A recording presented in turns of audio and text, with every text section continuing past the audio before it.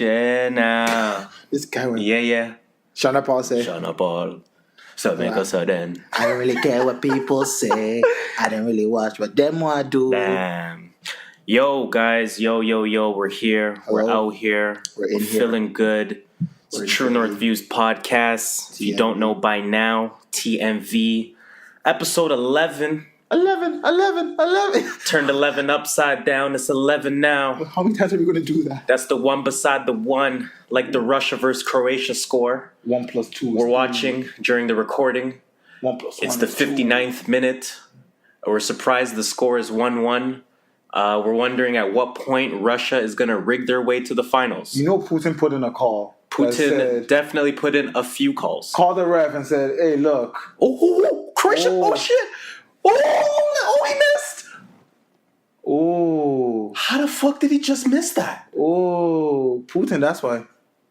He thought about the Putin phone call and he was like, oh, fuck, I got to kick this a little bit too far right. Wow. Anyways, guys, let's get back into it. Welcome to another episode, guys, of the True North Views podcast. It's your favorite podcast, some would say. It's your favorite podcaster's favorite podcast, others would say. Toronto's official, unofficial podcast, everyone would say.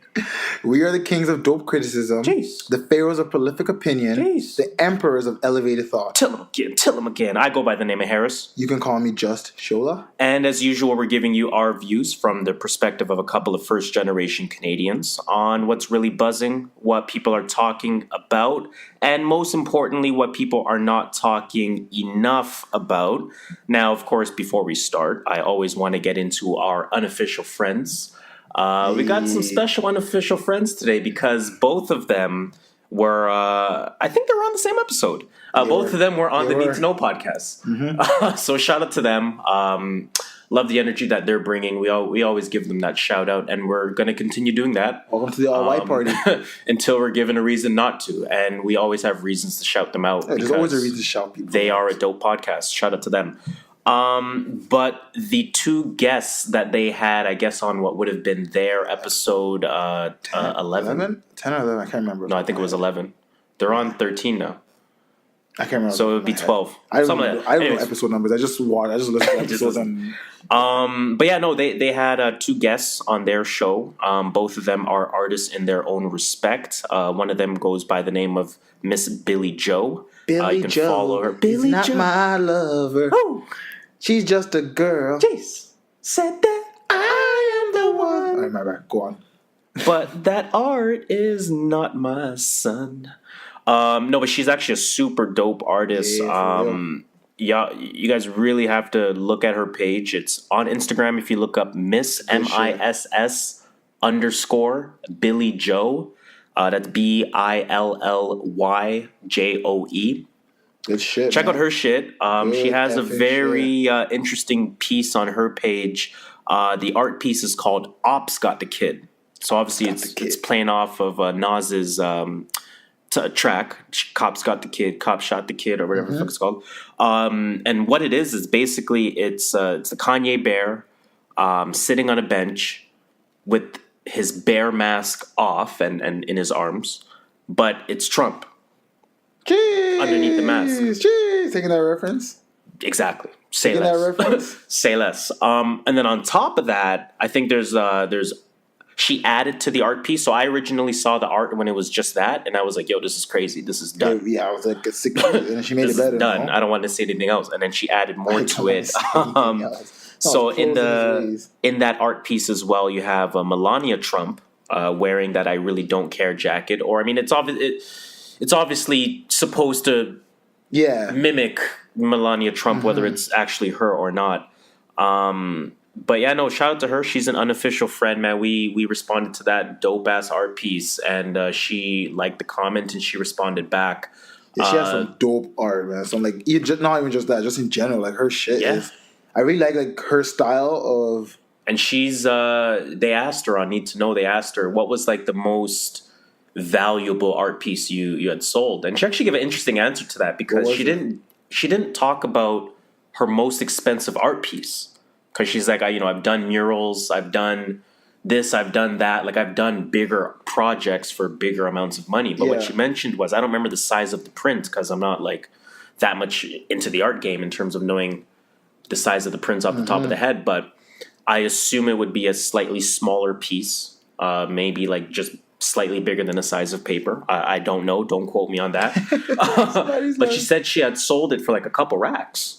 It was like 5-6 racks for like this relatively small print, and I was like, an artist. I was like, God damn! Like, someone give me a pen and paper right now. God damn! So she got talent. Shout out to her. She has a lot of talent. Another person that has talent. Now, I didn't check his catalog as much. I do apologize, Mr. Elijah Horton. Welcome to the all-white party. Welcome to the unofficial friends. You get a booth, man. Again, like I mentioned, he was also featured on the Need to Know podcast. He's a photographer. He does quite a few things. I think he makes videos as well, if I'm not mistaken. Everywhere.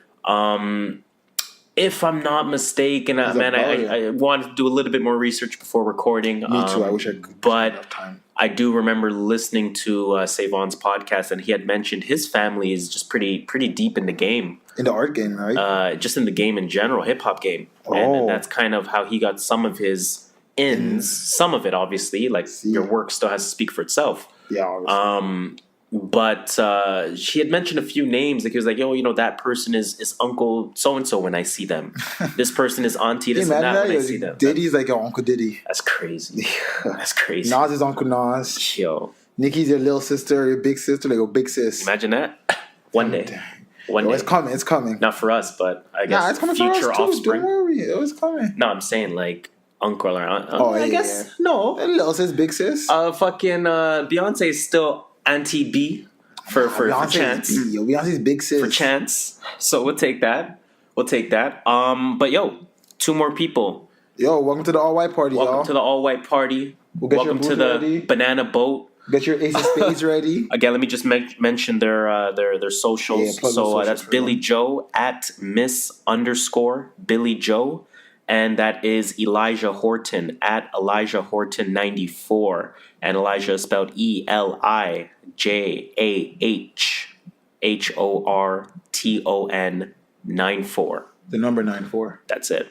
I don't know, man. Where do you want to start this week? Because I feel like it was a slow week. I feel like there was stuff. It's just headline stuff. I guess. But we're not here to talk about the headline stuff. Okay, so where do you want to start? Okay, last week we asked how much we expect Drake to sell first week. Right. Now, okay. First of all, forget last week. Let's talk about the album again because I want to re-rate this album. Let's not necessarily re-rate, but let's re-talk about the album in like 5 minutes because let's not spend an hour on this. Okay, yeah.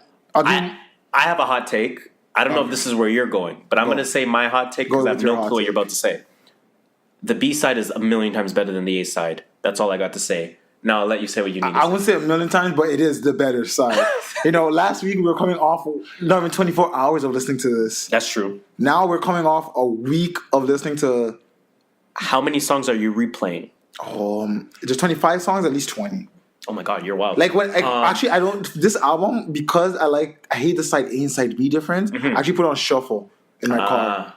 So I get a mixture of both because I don't want to listen to just side A, so I want a little side B in there. Oh, no doubt. So I actually put this album on shuffle, and I honestly there's very few songs I skip next to. Right. But I mean that okay. But like what I mean by that is okay. I don't know if we listen to music the same, but when I listen to music, I feel like bumping a certain type of song. So I'll be like, okay, you know what? I'm sitting in my car. What do I want to bump today? I'll open Spotify. I'll look at my albums. And then I'll be like, you know what? I know I want to listen to, like, for example, I did a little bit of exercising today. 10-minute drive to the gym. I went specifically to the Redemption album by J-Rock. And I specifically played Win, the last track, followed by The Bloodiest, the first track. I wanted to listen to those 2 songs in that specific order, right? So I guess let me answer the question and then kind of rephrase it to you. With the Drake album, when I look at the Drake album, I'm specifically reaching out for like 5 or 6 songs where I'm like, okay, I have to listen to that. The Michael Jackson track. The In My Feelings. The Jay-Z track. Kiki, do you love me? 8 out of 10. Kiki. Thanks to Joe Budden because he did a fucking crazy analysis of that. And it just made me like the song that much more. It really did. March 14th sometime. Because March 14th is too personal. Like, I need to be in the mood to listen too personal. to your personal stuff like that. Like, I'm not trying to listen to... There's like one or two more tracks off the... I can't remember off the top of the head. Mob Ties, Non-Stop. Yeah, you're on Mob Ties. Oh, Mob Ties is my song. I love that song. But my point is, what I realized is, and it's funny, I don't even know which side each track is that I just named, but what I do know for sure is that when I'm picking Drake songs to listen to off this album at this point, I'm scrolling down. Oh, yeah. So I'm looking at the B-side, and I'm like, which one do I want to play? I'm not even really, like, I don't remember the A-side. I remember just because of, like, I remember the Jay-Z line, the Jay-Z track. Emotionless. Emotionless Non-Stop. was a great track. I don't remember Non-Stop. Non-Stop was the second Isn't track that every on the girl's album. favorite song? No, that's Ratchet Happy Birthday. No, every girl likes Non-Stop. Oh, yeah, girls like Non-Stop, too. I remember talking to... Yeah. Yeah. Okay. But there's some few tracks there. But you want to re-rate it? I don't. My rating. No, is still my low. rating still stays the same. My rating still. What did I say? Maybe, 6. Yeah, he said like 6 and a half. Yeah, some shit like that. Still 6.5. Mine was like 8 or something. Yeah, yours was 8. Yeah, mine still stays the same. Like, I don't think it was that great of an album, but I do rate side B more, if that makes sense. Like, fair enough. Not giving it a better rating, but like, I rate it more. It's funny because when we looked at it last week, we were kind of saying that. Like, remember we were going track by track, and I was saying like, "Yo, no, your ratio was hella high, no matter what." It was high. It was like 11 out of 12 after side A or something like that. But my ratio was like, after side A, I think I was 7 out of 12. Yeah. And then I finished the album, I think 16 for 25. So that would make me 9 for 13 on the B side. Yeah. 9 for 13 on the B side. So even then we were saying, yo, low key B might have a little bit more than A. We were talking about it more than we thought we would. The B might have a little bit more than A, but for sure, B is the more memorable side. You ended up 9 of 13. Yeah. And your side A was 7 of 12. Exactly. 9 of 13, 9 of 25. Well, 9 of 13 on the B side. So the total is 16 of 12. Oh, okay. I see what you're saying. Sorry, I read that wrong. Yeah, you're tripping. I didn't even do anything yet. But no, the B side is more memorable, man. No doubt about it. He'd be no more for the B side. No doubt about it. We're done about this. Like you were saying last week, and more specifically, man, this is going back 5 weeks ago. Like, let's give ourselves credit. We were talking about Drake projected sales. I initially had said, I think we even still have the sound clip on Instagram. Everyone go check the socials at True North Views. All one word. Shameless plug there. Shameless plug. Go check it out and let us know what we said. But no, going back, I think 5 weeks, I had mentioned around 700, 800, I think was my initial projection.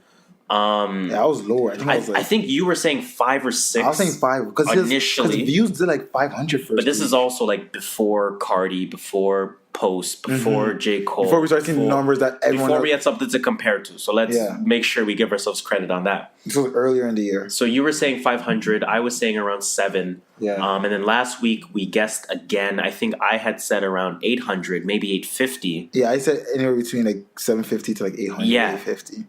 Drake numbers come in. They're in already for week 1? Academics posted. What did he say? He said 750K. 750? Not bad. I don't know if that's official, though. I don't think it is. I don't know if that's official because I need to see. I almost feel like 700 is like a mini L. And what I mean by that is the album is projected to do 800, 850, borderline a million. The 7 number is kind of like, oh shit, that's it? And obviously, I know what I'm saying. Like, I'm aware, guys. I'm aware of what the fuck I'm saying. 750 first week. I'm aware of what I'm saying. Because I was going to say, Post did like 450, and everyone was going crazy about Post doing 450. I'm just talking about... Drake almost doubled that, and they're like, yeah. I'm just talking about where the projections started on day 1, day 2 of the album, and where the projections ended up. But question, do you think it's because... And someone said... This is not a subpar album, but it's a subpar album for Drake. Absolutely. So do you think your number is because it's Drake? We expect like my rating? Yeah, not like your first week sales prediction. You said it's just like 750. Yeah, like it's like, do you think that it's because it's Drake? Drake Like if Richard Kidd did 750, you'd be like, oh, Richard Kidd is wilding. He's crazy. 750 first week, he should retire because that's the thing. Never release a project ever again and live on your morals for the rest of your life. And for Drake, you're like, man, it's whatever. Is it because Drake's standard is just that high? Yes, like, but I mean, like, I get what you're saying. I mean, again, for this one specifically, it was more so just where were the numbers projected on day 1, day 2 versus where the projections actually ended up first week. I thought it was like guaranteed 800, 850 plus, and like it might stumble upon 820. I didn't know it was gonna quote unquote stumble upon 750. Again, this is according to DJ Academics. He posted this about 2 hours before we started recording. Is what new hip hop. Oh, new hip hop is saying. New hip hop said. Okay, so 750 is 749. 750 is the number at this point. Which is fucking amazing. Remember when people were doing 1 million first week? The Carter 3 or the Carter 3, it did like over 1 million first week. Yo. Anyway, sorry, go back. Never forget that Lil Wayne did 1 million first week. Never forget that. People don't understand how big Lil Wayne was. Never forget that. But a lot of people actually do feel a way about this 750, not specifically the number, but some people actually feel like that number is too high. And the reason why some people feel that number is too high streams is because, well, yeah, the stream, of course, we know adds up to it. A lot of people felt that the Drake tracks were forced upon them via playlists. Well, yeah, that's how everybody is, though. This is not new. This has been going on for like at least 2 years now. Rap Caviar, Hip Hop Central, the Clout one, Mellow Bars. These are all like Spotify playlists. If you guys are Chasers, Academics list. Like those are all like labels pay Spotify to put those songs there. So what I'm wondering is how much of Drake's 750 is people checking for Drake? Like that, it's hard. I don't even. Really I don't really know what I'm asking here, or I guess what I should ask is how much do you feel playlist streams for people who didn't particularly want to listen to it? How much would you assume that added to the numbers? Because I think that added maybe an extra 50 or 100K. Yeah, it doesn't. First of all, who is not looking for Drake when Drake drops? A lot of people. A lot of people like to hate. Don't forget. But so you're gonna say I'm not gonna try to listen to that new Drake and then hate on it? A lot of people like to hate. A lot of people have not watched Game of Thrones and will tell you it's the most overrated show of all time. Okay, well, those people suck. A lot of people have not touched Game of Thrones is not in their life, but will promise you Nintendo Wii is better. But they're not. It's not Drake though. Drake is Drake. Crash is about to score. Hit that! Get that! Oh, you're trapped. Oh, there it is. He's offside. Oh my god, yo, Russia really fucking rigged the World Cup. Yeah, 75 minutes in. Russia's about to get a penalty just now. I don't believe this. To win the game. This is fucking crazy. Yeah. I forgot. Back to the fucking podcast, I don't know what else. Man. I don't remember. Oh, but yeah, he's not adding more than 50 at most. Like it's not adding. Like I don't think it's adding that much. Although he is on every fucking playlist. Did you hear that? Was it Best Buy? Best Buy officially stopped selling CDs. Yeah, it was Best Buy. That's crazy. I even know they still sold CDs. No, I know one's checking for CDs, but like the end of an era is always sad, man. I know it is. The end of an era is always sad. We lived through the cassettes. That's crazy. Now we live through CDs. We're in an interesting. I feel like our generation changed the world. Yes. And when I say our generation, I'm saying people between the ages of millennials, pretty much. Like, no, not millennials. People between the ages of 24 to 32. 35. You gotta give 35. 35 people. Like, they're pretty something. No, I'm talking about like a specific like niche market. People between the ages of like 24 to 32. That's like 7 years. That's small. Though. We witnessed the end of the cassette era.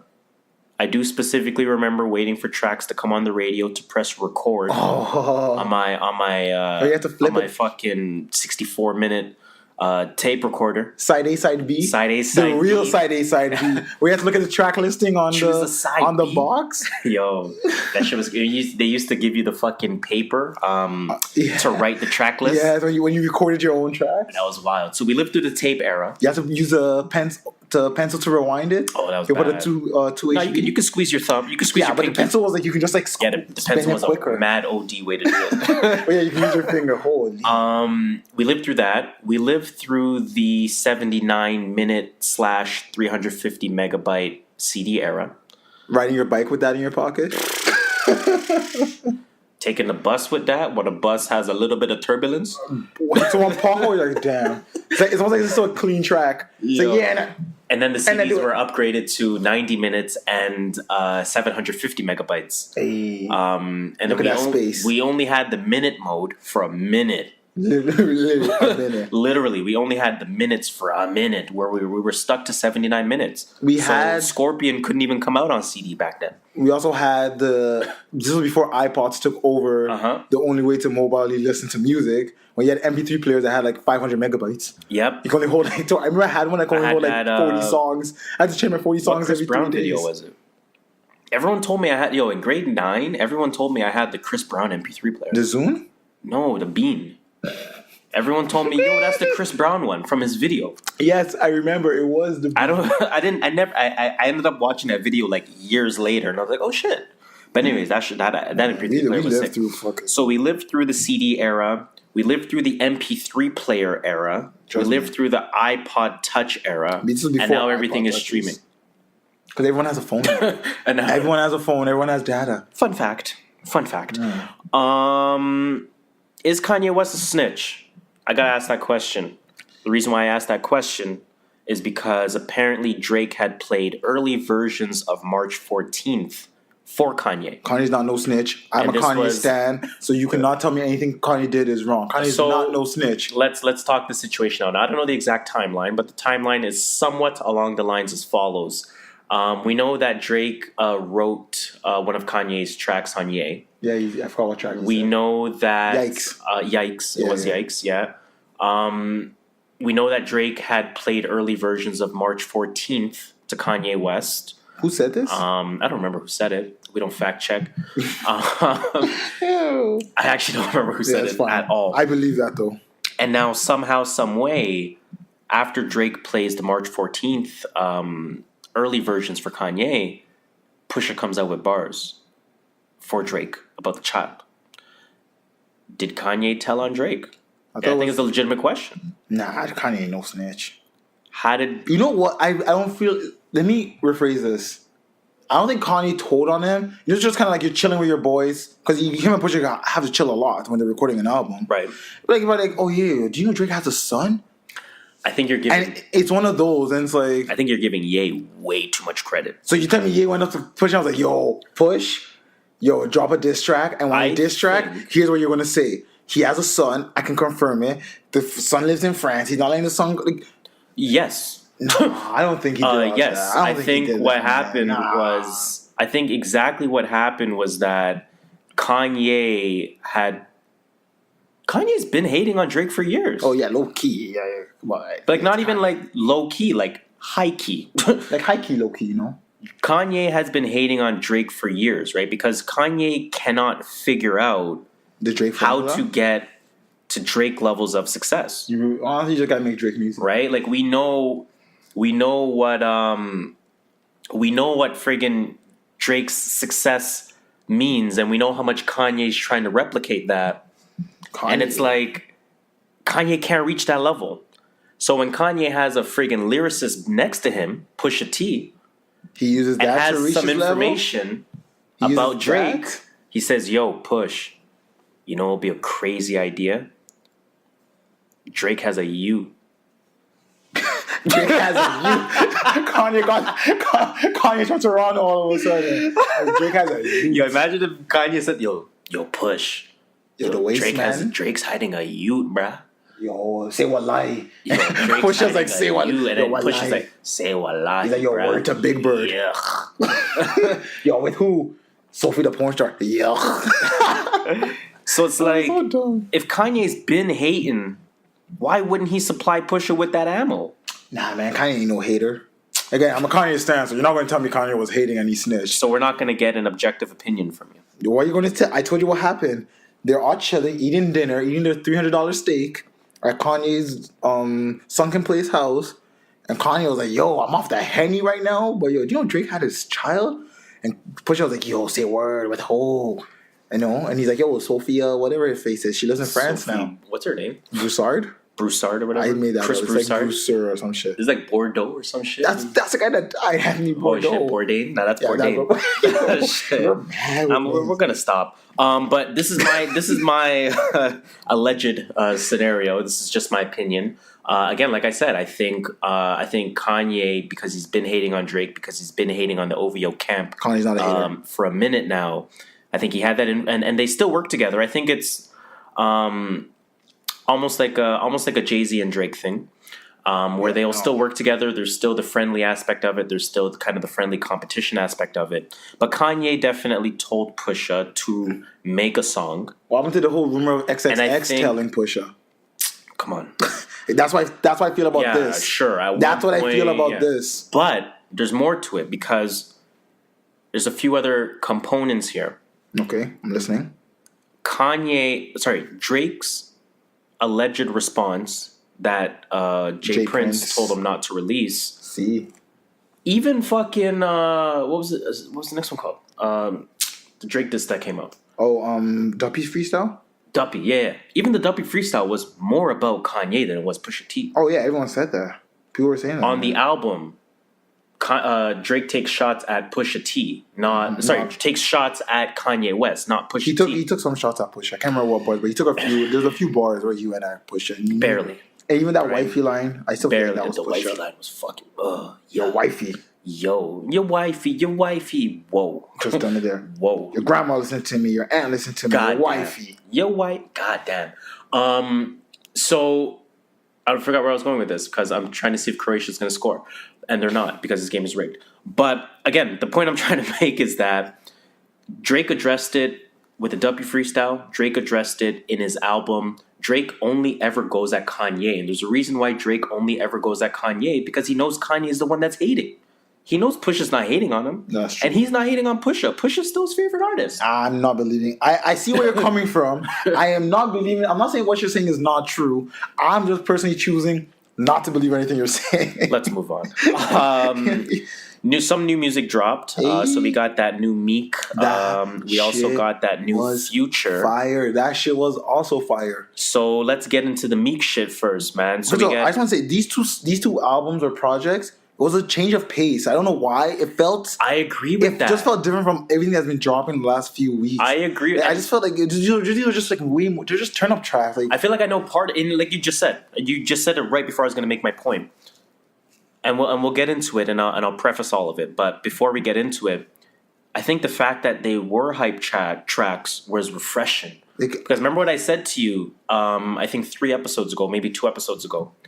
We haven't heard from newer artists in a minute. No, and obviously haven't. Meek and Future are not new. I'm not trying to say they're new. I'm not stupid. Yeah, they're just... But they made this time around new type of music. Mm-hmm. Trap beats. Catchy hooks. So we're not seeing any new artists at all lately because a lot of them aren't going to last, quite frankly. But... You just got to pick your battle. They're all on the same label at the end of the day. And the label's not going to make them compete. Like, Uzi's not going to come out right now because there's too much shit. As soon as everything calms down, they'll bring out Uzi and then all those face tattooed artists will start coming out again. That's true. They're waiting for the real artists to lose steam. I don't say real artists. They're all different. Okay, fair. Fair. They're waiting for the more lyrical artists. Yeah, like these more conscious rappers, more lyrical artists. I think that's the fairest way to put it. So with the Meek shit, we'll get into that track by track, a lot shorter than Drake because what he released here was a 4-track EP. It's called Legends of Summer. Did you get the name? I was trying to see where that. I'm like, I don't get it. It was only you. Well, there was a few features on it, but I don't think he was trying to necessarily do anything. Oh, it was just like a random name. I think it was just random. Okay, I just wanted to know if there was a... To me, it was just whatever. To me, it was very interesting that he came out with an EP for 2 reasons. And I actually wanted to ask you whether or not you thought this was a good move for Meek Mill, and I'll explain my point. I think this was not a good move for Meek. I actually think the opposite. Go on. I want to hear your reasoning because I thought the opposite. I go back and forth. So part of me says what I think you might say. Part of me says, you know what? You got to get your name out there. It's 4 tracks. It's summer tracks for the most part. Let's go. Let's do it. But then the other part of me says, again, when we were going back to $5 rapper, $4 rapper, $3 rapper, etc., we had said Meek is a low 4, borderline high 3, if not low 4, and I think he's a low 4. Yeah. But his new status had the ability for him to come out as a $5 rapper, right? Okay. Yeah. Or a 5-star rapper, if we want to call it that. Dollar. I like the dollar amounts. But I feel like Meek's next project really had to be fire, and then he came out with the single, the single with Miguel, Stay Woke. Did it Stay Woke? Yeah, Stay Woke. So it was like, if we had gotten a 10-track Meek project with a bunch of Stay Wokes on there, whether you think it's good or not, it would have elevated him to another level that he's not currently on. With this EP release, it solidifies him at the current level that he's at. And it doesn't necessarily allow him to elevate himself. Right? Now, that's part of my opinion. Right? Now, the other part, again, is, you know what? Fresh name. Get your name out there. Fresh music, EP. It's only an EP, whatever it is, what it is. What do you think? I think it was a good move. And Meek is not, I don't say be relevant. He's not. He had a big showing at what's the New York thing? I was gonna say Summer Jam. Yeah, it is Summer Jam. Yeah. He had a really good set. I saw it on YouTube. He had a good set. No, I did. His intro coming in on the ATV. I thought that was awesome. He did the intro track, and he performed the intro. You know that song is actually not called intro. It's actually called Dreams and Nightmare. Man, but everyone calls it intro. Nobody's not calling that intro. That song's called Dreams and Nightmare. You calling fucking the ACC Scotiabank Arena? Oh fuck no! Because the sign went up this week. Hell, take that shit back down. I don't care what that sign says. It's always ACC. SBC. What is it? SBC? Scotiabank Center? No, Scotiabank Arena. SBA. Shout out to the SBA, man. It doesn't sound like it doesn't sound like ACC at all. No. Well, where was that? Yeah, you haven't heard from him in a while. He's buzzing. All right. Drop some 4 hot tracks and back up a little. And that's...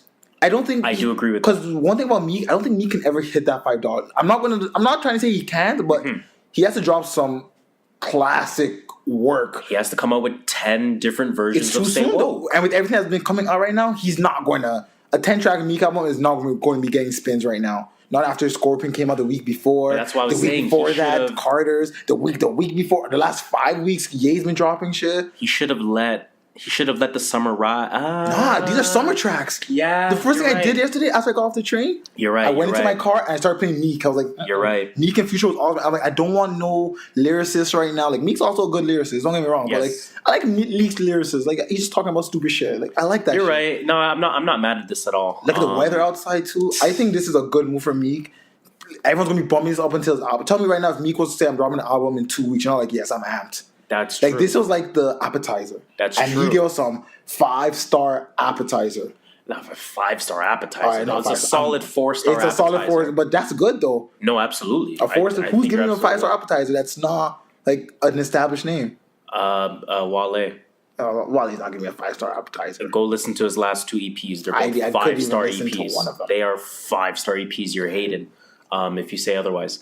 But I think this was a good move. I think he put his name out there. He's right now. Everyone's like, yes, Meek. When are you dropping shit? Like this is the Meek we used to love. This is the Meek from DC 2, DC 3. That is true. DC 4. Like go listen to Meek. That is true. Dream Chasers 2 guys.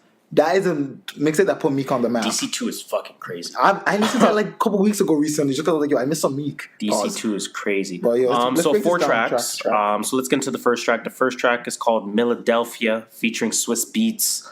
He starts off the track with Showtime, King's Back. Stop. Who runs Philly? People tell us. Who runs Philly? Meek? Kevin Hart? Will Smith? I've heard all 3. Yo, fam. Legitimate question. I actually don't know who I will say. Legitimate question. I don't think it's Kevin Hart because he's too global. But Drake runs Toronto. He's global. I understand that, but Kevin, I mean, does he really put it out there that he's from Philly like that? He used to. I don't know. He used to. I haven't. That's kind of my point, right? Like, I don't know if he. I don't know. Because his special, he filmed it in Philly. You're like, I'm filming my special in Philly, the Eagle Stadium. I mean, maybe you just can't pick one person that runs the city. Will Smith? From different industries, because then you got to go to Will Smith is the OG at that point. That's true. Yeah, right? Like that. He might not run it, but he's still the OG type of thing. Like one of those that you still respect him as. Right. So. Anyways, Philadelphia. He starts off the track with Showtime King's Back. Showtime. And that shit threw me off for a couple reasons. So, Showtime King's Back, and that kind of got to your question. Is Meek even the king of Philly to say King's Back? Showtime, maybe he's alluding to his album name. Nah, that's Swizz Beatz. Swizz Beatz always says Showtime. It was Meek that said that. Showtime King's Back. I feel like he said Showtime. I feel like he said Showtime to shout out to Swizz Beatz. So then it got me thinking that he's probably just referring to LeBron James joining the LA Lakers. Showtime Lakers. But Meek is not from LA. I know, but it's double entendre. I don't like that. I feel like that's such a stretch. I feel like it's just a shout out. Showtime's a shout out to Swizz Beatz because Swizz Beatz always says Showtime. Come on. That's true. And then King's Back is just me saying, yo, it's my first track since I'm out of jail. Yeah, I'm just looking way too into it. That's what I feel. That makes a lot of sense. But I love this track. Good track though, man. This is definitely a f-stop type of track. To me, it felt like the old style Meek. To me, Who got a Meek? That was a good thing because, like you said, the DC2 Meek. But yeah, no, I mean, good track. It's going to go off in the clubs for sure. I love the chorus where he goes, no, Meek. Oh, like, yeah. Because I feel like people can say me. Because a lot of people think it's me. But he's really saying Meek. No. Meek. Gonna see people in the club, the same booth. 50 dudes in the booth with the fucking with passing on the one bottle of Grey Goose Smirnoff. Grey Goose, get out of here! And they're gonna be no me no. But I thought that was a good line. I really like the song. It was a good intro. It got me ready for whatever was coming next. Pretty solid intro. Can't hate on that. And then the next track comes on, Dangerous, featuring Jeremiah and PNB Rock. So that chorus was as I was listening to it, I was just like, hold up, direction change. So this is obviously a track for the ladies. Really felt like a Wale type of track, and that sort of furthered my wondering as to how much influence Wale had on this project. You're always going to give Wale credit where he does not. Well, where he should get due, yes. But we know Wale and Meek have a good relationship. Look, yeah. Croatia was on the attack, and they just called extra time. Putin, oh my God. Putin said end the game now. But anyways, so Wale, it's a Wale type of track, and it got me thinking, okay, so Meek is making a ladies type of track, may have referred to Wale for some influence there, but I think they had a conversation because I've never seen Meek do a 4-track EP. Wale just did 2 4-track EPs in the last 5 months, 6 months, right? So obviously a Wale influence there, but change of pace for Meek. I really liked, because you hardly ever see Meek on a singing track, singing track, but a chorus is like singy like this, singy. With Jeremiah, PNB Rock, 2 known, like they're not rappers at all, and you have to test. You have to test your range. This is why I like the 4-track thing, because if he did it on this and I was like, yo, it's shit. Now he knows, all right, on my album, none of these. But now he's like, yo, people are fucking with this? Okay, I might have to put some on my album, you know? Put 1, 2. One thing I did like is it's a change. And this is something I was thinking about while I was driving. I remember where I was driving to. I was like, people change as their music careers advance. You can't be the same. It's true. Drake started singing way more. He made a whole album just on singing. Side B. I'm calling Side B an album at this point. I'm sure we can think about one artist that always sounds the same on every song. Nicki Minaj. Yep. And that's why Cardi B took over, because we're just like, we're tired of you. She talks about 3 things: how much money she has and how it's better than hers. What else she talk about? How she's the queen. I can tell that she says she's the queen. I got money. Queen. You remember that DM? You hating asshole. That's what. I got money. You hating asshole. That's what made me realize. I'm like, that's how you have to back up. Like, I have money. That's literally. You're talking to someone that obviously you have more money than her. Nicki's been stuck in 2012, and her pussy. Man. Those are the 3 things she talks about. Like, do something different. Let's get out. Jay-Z grew up. Yep. 444. Yeah. I was gonna say 441 for some reason. 444 was a grown up. You're thinking about Andrew Schultz. Is it 441? He did 441 first, right? And then he had a 551. Yeah. And then his ape shit. I call it ape shit. The Carters. That is sick. It's a grown up Beyonce, a grown up Jay-Z talking about real life issues. shit that 10 years ago we were like, yo, these guys suck. Yeah. But they advance, and that's why everyone likes it. And everyone's growing up with them. And I'm gonna do a sidebar hot take here. I almost feel like someone like a Big Sean is having an identity crisis. Yes, I agree. Because he's plateaued right now. That's his last album was like, eh. He's plateaued, and it's like he needs to change something up. To me, it's a fine line between we want your old shit and try something new. Because for Jay-Z's whole career, niggas want my old shit, buy my old albums. Pretty much. Right? Like, pretty much. So this is like, he's always acknowledged that, and people have always said, yo, we want the old. Even Drake. Yeah. How many people say, yo, we want his rapping shit? How many people were even mad at Side A? I was. Because Side A wasn't rap. Or Side B? No. Side A wasn't pure rap. It wasn't straight rap. We wanted 12 Drake rapping songs. I see what and he still sung on Side A. Right? So there's always that fine line between we want your old shit and show us something new. Mm-hmm.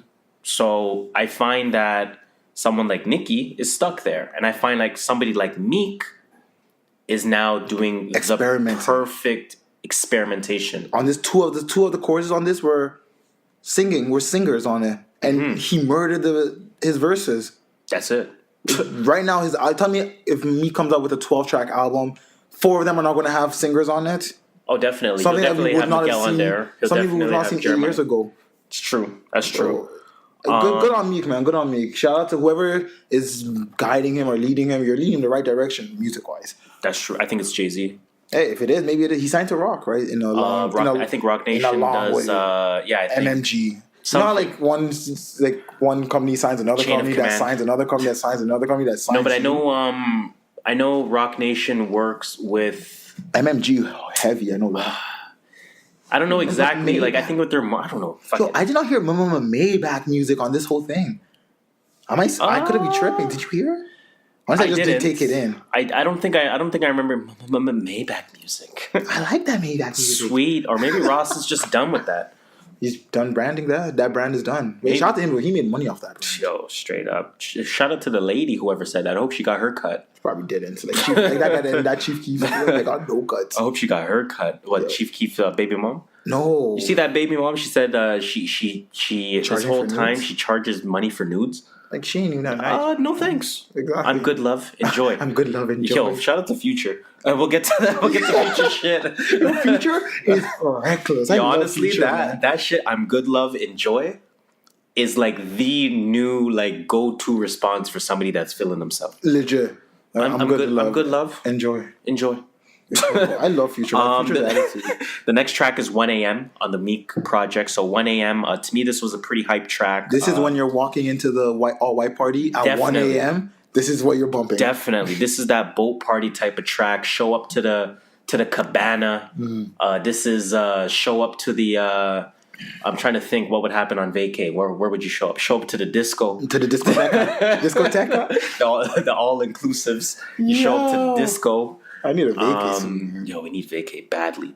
But no, I mean, nothing really much to say. He did reference the Jay-Z sort of lyricism there. So Jay-Z has that track where the 1 a.m. and I'm up in the club. 2 a.m. Something. Let me look up those fucking lyrics. I don't even remember what he says. What does Jay-Z say again? Fuck. I forgot Jay-Z's songs. Let me look that shit up, man. Do my Googles. So Jay-Z's like 12 a.m. on the way to the club. 1 a.m. DJ made it a rub. 2 a.m. now I'm getting with her. 3 a.m. now I'm spitting with her. Jeez. All that shit, right? So he goes all the way to 7 a.m. We're going to do it again.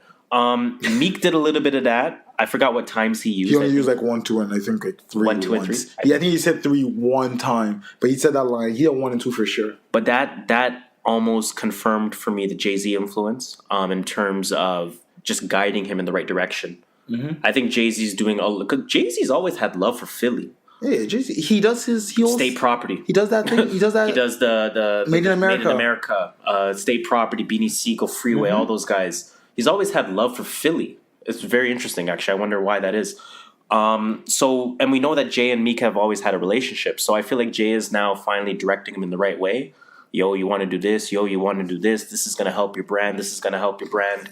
And we see as a result... Look where he is. Like, I'm gonna do it too. Anything Jay-Z says, Meek already said that on Cold Hearted. That's one of my favorite songs by Meek. He said when Diddy, Hove, and Baby talking, I'm listening. Something like that.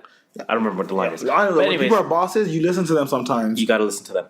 And then the next track, Stay Woke, we already know. We already discussed it 2 episodes ago. Good track. I thought this is what the direction of the entire project would have been if he would have came out with a project. But I feel whatever. Like it is what it is. He's not going to go straight into this type. That's what I think as well. That would turn off your fans. You got to ease it in. And that I agree with completely. Do you have a rating for now? Yeah, out of 4, I'll give it 3, so 75. I think it deserves a little bit more, but I mean, off of first glance, personally, I might change my mind on this. I'm going back and forth between both Dangerous and 1 a.m. Again, guys, it's like 24 hours after it's come out. Yeah. So I know for sure I like Philadelphia. Oh, I like Philadelphia. And I know for sure I like Stay Woke. I like 1 a.m. actually. Right? So if I'm giving, I guess I'm a 3 out of 4 as well. I'm just giving a 3 out of 4. I'm giving both middle tracks a half rating. Hey, there we go. That's exactly what I want to say. So 3 out of 4. That's solid work. So I'm good, love. Enjoy. Let's talk Future. Future, Beast Mode 2, guys. Everyone knows Future comes out with tracks for the summer. So in my head, the way that this happened was that Sierra had said, come on, don't do it. Don't do it. Wait till next week, please. This is about me and Russ. And Future said, I'm good, love. Enjoy. I'm releasing this shit anyway. Yeah. It's Beast Mode 2. Sensational. We out here sensational. Yo, if you like Beast Mode 1. So, Beast Mode 2 comes out on the anniversary of Sierra and Russell Wilson. You think he did that on purpose? Petty. Of course he did that on purpose. Of course he did it. Future is a petty ass. The pettiest motherfucker. Listen to him in interviews and you're just like, this guy, but that's why I love him. Like, he does not give a fuck. But every track for me makes a playlist. I don't really have much else to say. Yeah, like if I'm bumping in my car and I'm trying to listen to some ignorant shit, yeah, sometimes Tekashi's a little bit too ignorant. Yeah, that's too ignorant. I gotta go Future. I can only play Tati one too many. I can't play it too many times because that shit's too ignorant for me. But you gotta play some Future, and Future does Future. He had no promo for this.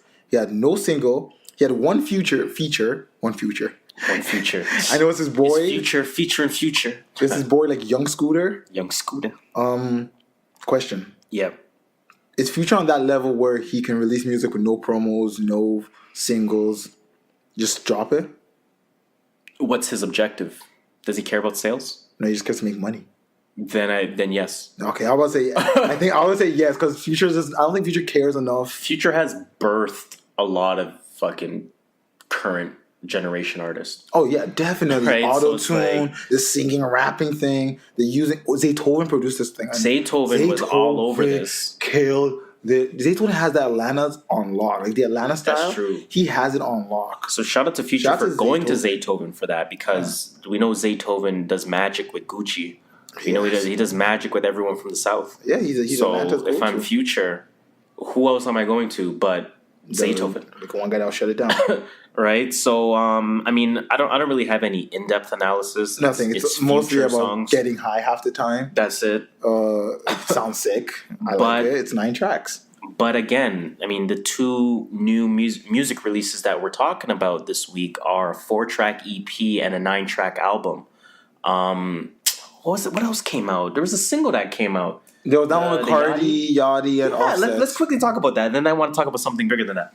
Are you sick of seeing Cardi and Offset versus Nicki and Quavo?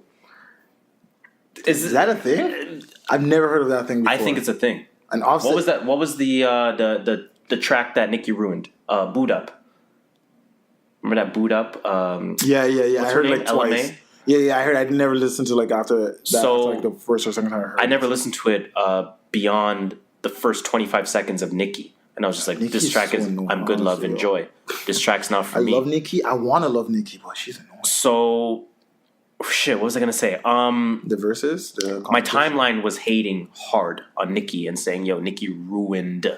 Oh, yeah, they came out with a remix of that song, too. Yeah, Boot Up remix. Yeah, I remember seeing that. I did not listen to it. So then Fabulous, I think Fabulous may have been on the same track or released his own version. Fabulous always kills it. The timeline says he killed it, so I'm gonna agree with them. I think T-Pain came out with one too. The timeline said it was good, T-Pain so is I'm gonna nice. agree with them.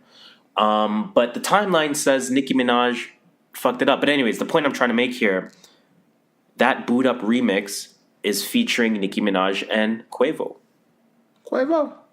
Yachty comes out with a track with Cardi B and Offset. Did you listen to that track?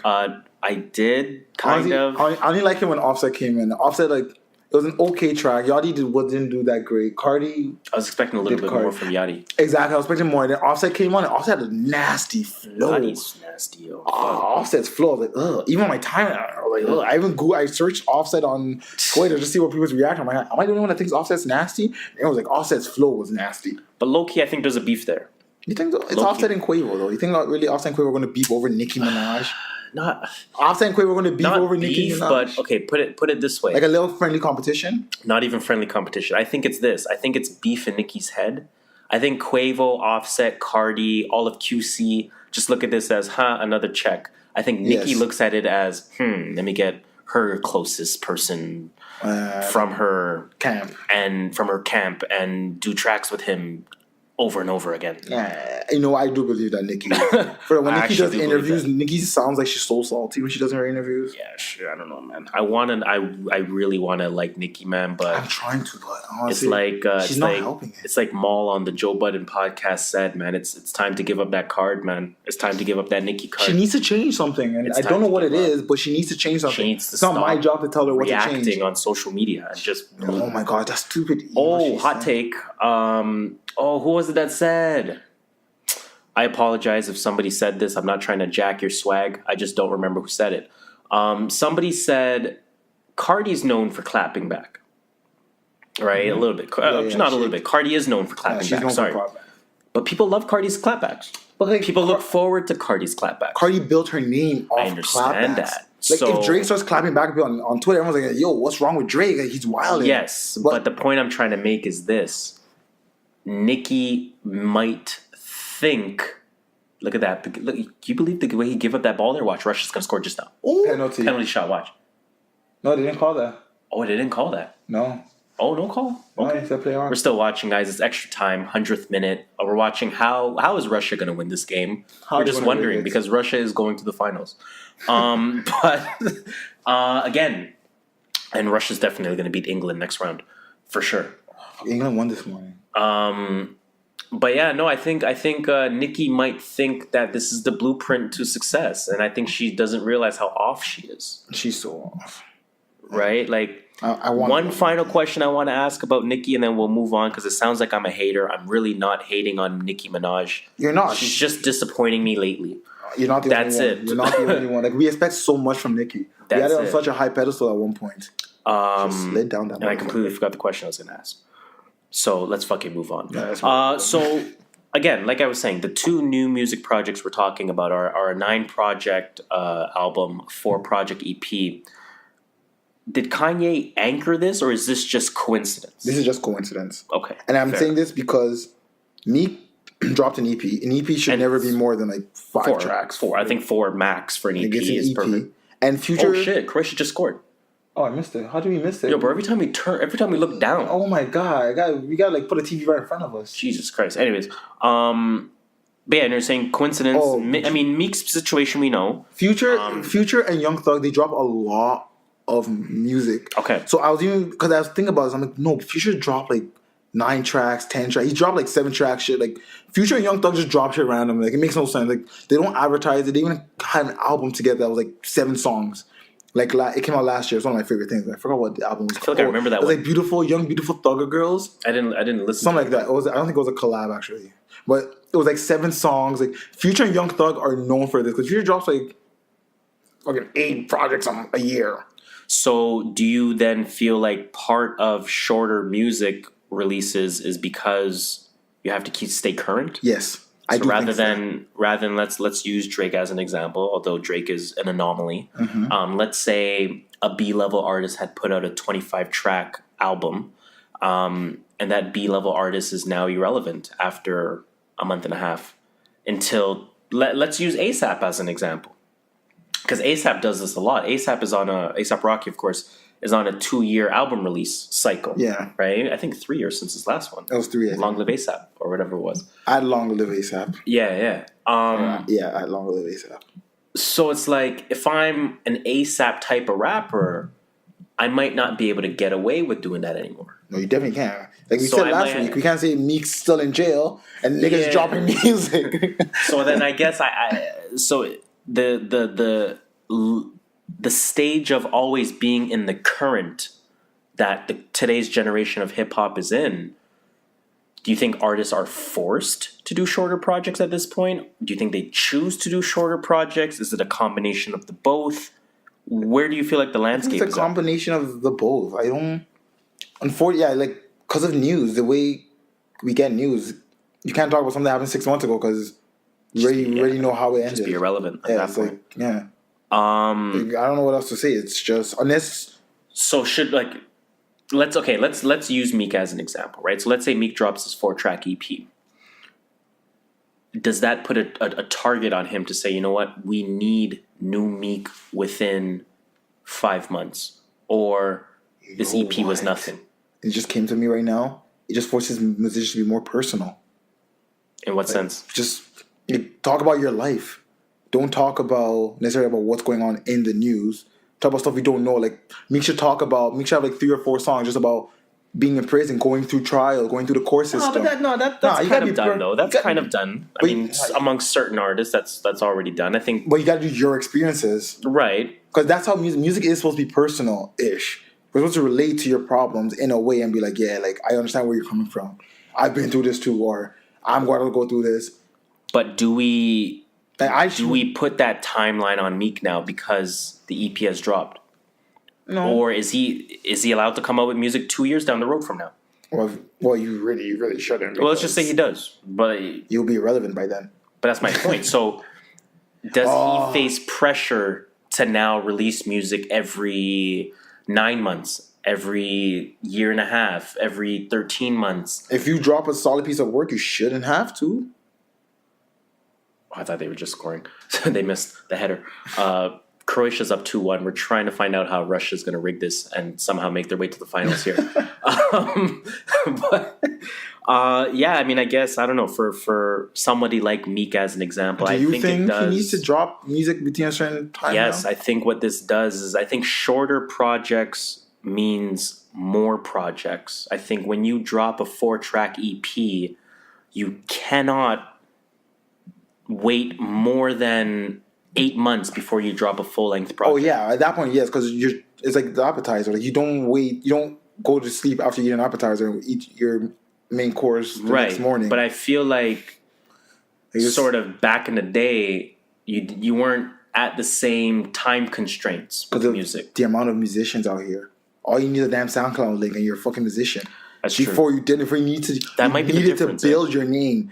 And it was hype when you came out. And then the DJ had to put you on. Yes. The radio personalities had to put you on. The radio stations had to put you on. The label had to believe in you. Like now, you just get a SoundCloud page, get an Instagram page. And boom, it's like nowadays, everyone has their own shine. Right? Like nowadays, everyone has their own sort of entrepreneurial market that they're dealing with because they have their social media and then their presence, their stories, their everything that you're always out there. Like I can find anything about you so quickly. That's true. Before it was like I heard about this rapper and all he had was like a newspaper clipping of him and a website that probably said he had one interview with. That is very true. It's just the way music. I think actually musicians. So to answer your question, yes, musicians need to release music more. More projects. More projects. More frequently. More frequently. There we go. I was gonna say more recently. Oh my god, more recently. That makes more frequently. I have something else to talk about here. I want to talk about the Will Smith Rap Radar interview. So he interviewed with Rap Radar. That is a podcast. I'm sure you guys have heard the name out there. I've heard Rap Radar. I've actually listened to a few of their interviews before. Yeah, they're really good interviews. They were in Budapest, first of all. Jesus Christ. Yo, how do you Budapest? Money. Will Smith flying out to Budapest. Will Smith says a couple of interesting things here. Now, I know you didn't watch it.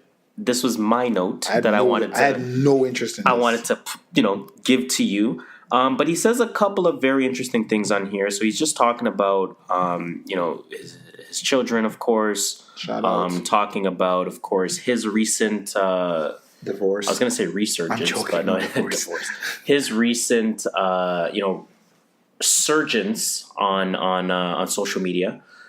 He's just talking about all that kind of good stuff. And what he said was that, the world is not mystique. It's not about mystique anymore, because they're talking about, like, Will, what made you decide to come on social media and really be as personable as you are right now? That was kind of the question, paraphrasing it. He's like, honestly, the world is not about mystique anymore. It's more about being personal and having that family feel. He says there's actually no such thing as revealing too much information about yourself. It's more so about whether or not the world can accept it. So I'm wondering if Will Smith is doing Scientology, because those type of thoughts. That's what I'm saying. That shit went way over my head. I'm just reading. I was like, wait. So I'm going to read it one more time. And I didn't quote this. I just typed it, paraphrasing. I typed it as I heard it. So he said, the world isn't about mystique anymore. It's more about being personal and having that family feel. There's no such thing as revealing too much information about yourself. It's more so about whether or not the world can accept it or not. Jesus. That line by line. Yeah, that's bars. He says he's enjoying showcasing himself to the world, and that the eyes and the ears of the world are forcing you now to say your truths. He says there is, and this one I quoted, there is a quote unquote social demand for authenticity. What do you think about that? Because now I'm having a hard time with that, because we do live in a world where you're forced to say your truth now. Who you riding with? Who you vote for? That forced truth has now created what we see in America, I feel. Right? Yeah. Before you even talk to somebody nowadays, you're asking them, are you left or right? Well, you're probably not right-handed, so politically, and I'm saying typically in the States, right? Like, not that they'll say, "Oh, you left or right? Oh, I can't talk to you." Yeah, but they have ways of that. As you're talking, they identify you as one or the other. Oh, this person sounds a little too liberal. I don't Pretty like much. That. I can't listen to the rest of the word they're saying. Oh, this person sounds a little too conservative. I can't listen to any more words that they're saying from here on out. Do you feel like the social demand for authenticity is a good thing or a bad thing? It's a bad thing. Why? Because I still want my own privacy. But with social media, the way the world has become is we need to know everything about you. Yes. Because before, it's like you can go into hiding, and there's no Instagram, there's no Twitter, there's no Facebook. You're not seeing me for 2 months. If I say you're not seeing me for 2 months, and there's a paparazzi sees me outside and takes a picture of me, you're not going to see me. But with social media now, everyone wants you to see, what are you doing today? Why didn't you post a picture today? Where is this? Where is that? Where's your son? Where's your daughter? Let's see your house. How many cars do you have? Who are you voting for all of a sudden now becomes a question. Yeah. It's like that'll be in your comments. Like, if you're on the day of election, who do you vote for? And people online feel so damn entitled, and they feel like they deserve a response. Right. And to be honest, these celebrities, you're a celebrity, so you made your name off me, off of liking you, social interactions, essentially. So even if it was one way in the past, it's not obligated. But I also understand where people are coming from when they say, because when people say, "Oh, give them their privacy," I'm like, no, you made your name off me following you, me keeping up with you, so I deserve to know. But at the same time, you also deserve your privacy. It's just social media. And what I can't remember. This was a few years ago. Okay, go ahead. Last thing, a few years ago, there was someone that said, some celebrity, like A-list celebrity, said, my publicist tells me to tell the world what they need to know. Sorry, not what they need to know. What I want them to know. Yeah.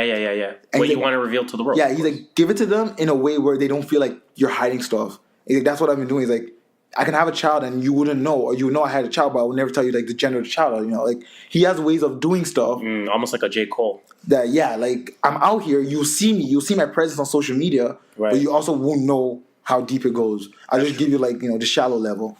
And that's where it becomes tricky, right? Because again, when I go back to that quote, social demand for authenticity, like you said, it really does go both ways. It's like, what I was trying to say earlier was, I'm not going to say we deserve to know. Yeah, that's like we don't deserve to know, but because like you may have accidentally used that wording before. I'm not going to say we deserve to know. We have no right to know anything. So we're not obligated to know this stuff.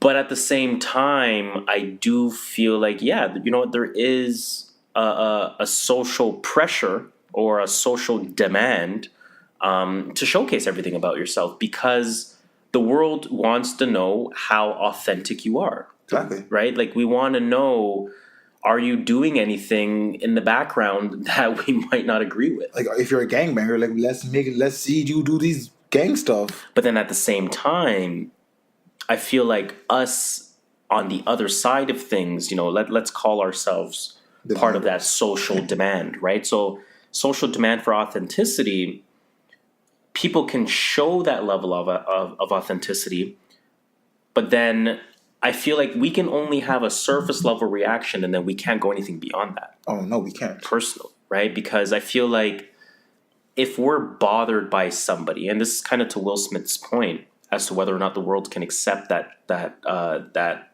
authenticity that you're revealing about yourself. Now, obviously in somebody like Trump's case and the government's case, completely different story. So I'm not referring to something like that. But what I am referring to is a celebrity, a public figure, etc. If they're revealing certain things about themselves, you know, different authenticities about themselves, if you want to call it that, as they start to show it, if there's a lot of shit you disagree with, don't support. Right. That's why I don't see why people like hate. I don't get why people hate so much. Like, just don't. If someone's bothering you, unfollow. Hit that unfollow button. That's it. Don't like their shit. I'm good, love, enjoy. Literally, that's it. Yeah, like, I'm good, love, unfollow. That's it. I'm good, love, enjoy. Click. That's it. You know what I'm saying? So like, it's interesting that Will Smith says something like that, and that we do live in a society where it is on both sides. You know, we want to know everything you're about, and you also have a right to only tell us a certain amount of. But don't you feel like I'm a movie star, right? And then you find out, like, you love my movies. I'm a good actor. I don't want to do that. I did some horrible shit. So you're talking about Kevin Spacey? For example. Let's use Kevin Spacey. Kevin Spacey's a perfect example. That's a perfect example. Kevin Spacey's one of my favorite actors. And so I realized he wasn't acting in any of those movies. Or in any of those different roles. He really is fucked up. But exactly. So now you find out all this stuff about him. And you're like, well, if I knew this stuff 20 years ago, I wouldn't be going to watch his movies. But now, if I'm paying, because he makes money off you going to watch his movies. Exactly. He makes money off you watching his Netflix show. Now I'm gonna still watch House of Cards. But that's what that show's hard. But what I'm saying is, if you found this out, you'll be like, oh, no, I'm not going to support this guy. He's not going to get my money. That's why we want to know about. So that's why I want to know what you're doing. So then, how far? That's the question. That is the question. How far do we have to know? Like, how far does a celebrity have to reveal, and how far do we have to know? I guess is the unanswerable $1 million question. Yeah, that literally is like, because when people, that's what I said. When people say leave the celebrity alone, it's their personal life. I'm like, dude, I bought them this house in a way. Me knowing their personal life is what bought them this house, because I decided to go listen to their music or watch their movie or go to a basketball game. So if this person is doing something and is keeping silent about it, I should sort of know. But it's what is that? Like, where's that line? Where's that line? You don't need to know, or it's an interesting dynamic. Like, I really wonder how it's going to play over time as social media continues to develop. Social media literally changed the world. It's crazy, man. But I mean, Will Smith, he mentions a couple other things on this interview. What's funny was that he mentioned that there's a whole generation that's not even aware that he raps. It's so true. Like, he was saying that he said that Anthony Anderson called him. The black guy? Yeah. The guy from Blackish? Yeah. Anthony Anderson called him. I forget what their discussion was, and I forget who of Anthony Anderson's family. I think it was either a son or a nephew. Let's just say one of those. He's like, my son saw your shit and was like, Will Smith raps? Damn. Remember the recent freestyle he put out? He's like, Will Smith raps? So Anthony Anderson was like, listen, oh my God, Rush almost scored. Anthony Anderson was like, that's how they're going to win the game. I had to put out I had to have like a 3-hour conversation with my, let's just call it son. I had to have a 3-hour conversation with my son, going through your entire catalog, Will, because like, yo, this kid didn't even know you rap. These kids will not know that. They don't know Will Smith like that. That was interesting. What else from this interview was interesting? I have a couple questions for you, but yeah, I did not watch this interview, so I want like me thinking about this social media. Like I've thought about that before. Like everyone's like, leave them alone. It's a personal. I'm like, it is, but I also got them this house that they're driving in. There, yeah. So I kind of want to know sometimes. He says that speaking of the authenticity, so again, that social demand for authenticity. He says one of the first moments of understanding the importance of authenticity of self rather than always being in character. So I'll rewind a bit. One thing he said was that he used to always be in character, right? So Will, the character, is always happy, is always willing to do shit, participate, happy, smiles, laugh, all good. Everything's all good. I'm never not good. He's good, love. Right? He's enjoying. He's enjoying. I'm good, love. Enjoy. He probably said that to Jada when she said, you can take your ex on vacay. We might get to that because they're fucking wild. Would you take your ex on vacay if your girl said? No. I'll be like, all right, see you later. No thanks. He says one of the first moments of him understanding the importance of authenticity of self rather than always being in character was back when that dude, speaking of Russia, he was in Russia. Remember when that dude tried to kiss him? And like he slapped him or some shit? I think it was like a year and a half, 2 years ago. Yeah. And he slapped him. That was longer than that. So he said he went back to his room. He was cheesed. I don't know if he went back to the room, but whatever. He was cheesed at the time. He was like, yo, I can't believe this happened. I can't believe that. He was cheesed as shit. And then he looked at his phone and he saw like 10 urgent messages from none other than Jay-Z himself. Jay-Z? So imagine Jay-Z hits you with 10 pings on your phone. 10 BBM pings. I'm responding in a heartbeat. What the fuck? First of all, how do you let Jay-Z get to 10? The fact that Jay-Z has my number is already... That's already a bar. Exactly. That Jay-Z has my number. Pause. I'm going to have a song called Jay-Z Has My Number. End of story. So Jay-Z's saying, yo, call me now. So Will Smith called him back and was like, what's up? And Jay-Z, he's like, this is exactly how Will Smith explains. He's like, and Jay-Z, man, he sounded winded. He was like, yo, I saw what happened. I just wanted to let you know that was by far the funniest thing I've ever seen in my life. I'm done. Man called him 10 times just to say this? He's like, me and B have a show tonight, and we thought about canceling it. Just to watch you slap that dude over and over again. I was like, yo, hella extra. Look at that. Didn't I tell you Russia was going to score? So Russia just scored in the 114th minute, guys. It's still 6 more minutes. Now it's tie game 2-2. They're going to go to shootout and Russia's going to win. I told you. The Putin effect. But yo, fucking Jay-Z, first of all. That's a funny ass. When you hear A-class celebrities tell stories about other A-class celebrities, it's fucking because you forget that they're humans too. It boggles my mind. Like, imagine Jay-Z hitting you up 10 times, urgent message, call me now, and just to laugh and say, yo, me and Beyonce had a show where we're probably gonna gross 5-10 million off this show alone, and we thought about canceling this show because we wanted to watch this clip. Slap a man. That was crazy to me. Another very interesting thing he said before I get to my actual question to you. He said that, so he was talking about Fresh Prince. Of course, he said that his character had all free range of his character. Oh, that's sick. I didn't know that. He said the Fresh Prince intro music was actually DJ Jazzy Jeff's idea. Because, of course, he said Jazzy Jeff is the one that knew everything. He's the one that had literally a jazz background. And when you have a jazz background, you have a deep... Yeah, because jazz is freestyle. Deep music background when you know jazz. Because like I said, jazz is freestyle. There's no like script for jazz. I don't even want to attempt to analyze jazz because I don't want to sound like an idiot. I remember hearing about it. It's literally a freestyle. Like there's no script. There's no like music sheet. You just make music that sounds good. That's it. So Jazzy Jeff, you gotta be good at music to make jazz music. And I guess that's why his name is Jazzy Jeff. But so Jazzy Jeff says, yo, there's no way you're gonna have a show and not have your own intro. That's it. He had the beat ready. He had everything ready. You need a boy like that in your life. Spit some bars on this. Because there's no way you're going to have your own show and not have your own music to it.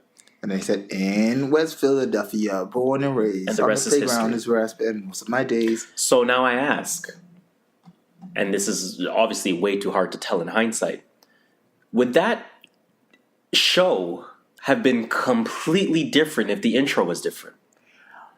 I want to say no, because I don't think an intro, this is personally, because I really don't, after about like 2 episodes of binge watching a show, I don't watch an intro anymore. Fair. But I don't think no, it would have changed it, because the content of the show was still amazing. Let's not, like, yeah, the theme song is... But this was also the 90s when theme music meant something. In Living Color meant something. Cosby Show meant something. Different World meant something. I still feel like you... Jamie Foxx show kind of had a trash intro, low-key. But I'm just picturing that intro in my head with him driving that car in the background. You know what I'm saying? Like, the intros meant something. I feel like no. Even if you want to talk white shows, Boy Meets World had an intro. Saved by the Bell had an intro. Fucking, you know what I'm saying? When I wake up in the morning, the intro meant something. So if the, but I guess it would have just. I feel like exactly. It's not long enough in the show for it to, and that's when everyone goes, "Oh, let me go grab my drink anyway." Yeah. But it was catchy, and I feel like it did make the show better, especially with newer generations. Because when I'm watching a syndication of the show on TV, I watch the intro. I'm like, like you're watching the intro, you're singing along with it. It did make it more relatable, I guess, in a way. Game of Thrones had a hard intro. Westworld has a hard intro. That shit needs to be a beat. That shit is boring. I still need to watch Westworld, man. I don't even know where I am. I think I just have to restart the whole thing. I stopped episode 6, 5 or 6. It is hella slow. In season 1. It is hella slow. I cannot watch this anymore. Hella slow, but it's a great show. And I can tell it is because I like slow-paced shows. Now to my actual questions about Will Smith. So at the beginning of the interview, he actually said that he started writing again. He says he's trying to find a way to let out all of these different things in his mind. 2 questions. First question, are you checking for any of that? If he drops something, I'll listen. But you're not checking for it. Exactly. I'm not like going every day. When is Will Smith? I'm not going to Google when is Will Smith dropping that. Real shit. I'm not. If I see it on Spotify, I'm like, I'll listen to it. Now, what got me thinking, in my creative mode, maybe it's beyond rap. Maybe it was like a show, a documentary, a movie, etc. Would you check for any of that?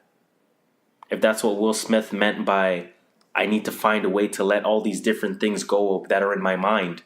What if he meant writing and producing shows and movies and documentaries? Are you checking for that? No, I'm not. I'm not really. Actually, you know what?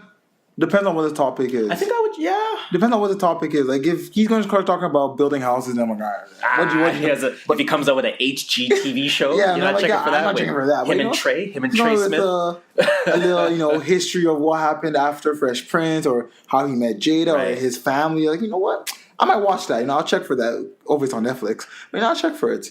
Him and Alfonso will host the show. Alfonso, what's his name? Rubiero? I have no idea. All I know is Carlton. It must be a new Carlton. And then the actual question that I had. So what he said was, I know it. That was like the warm up.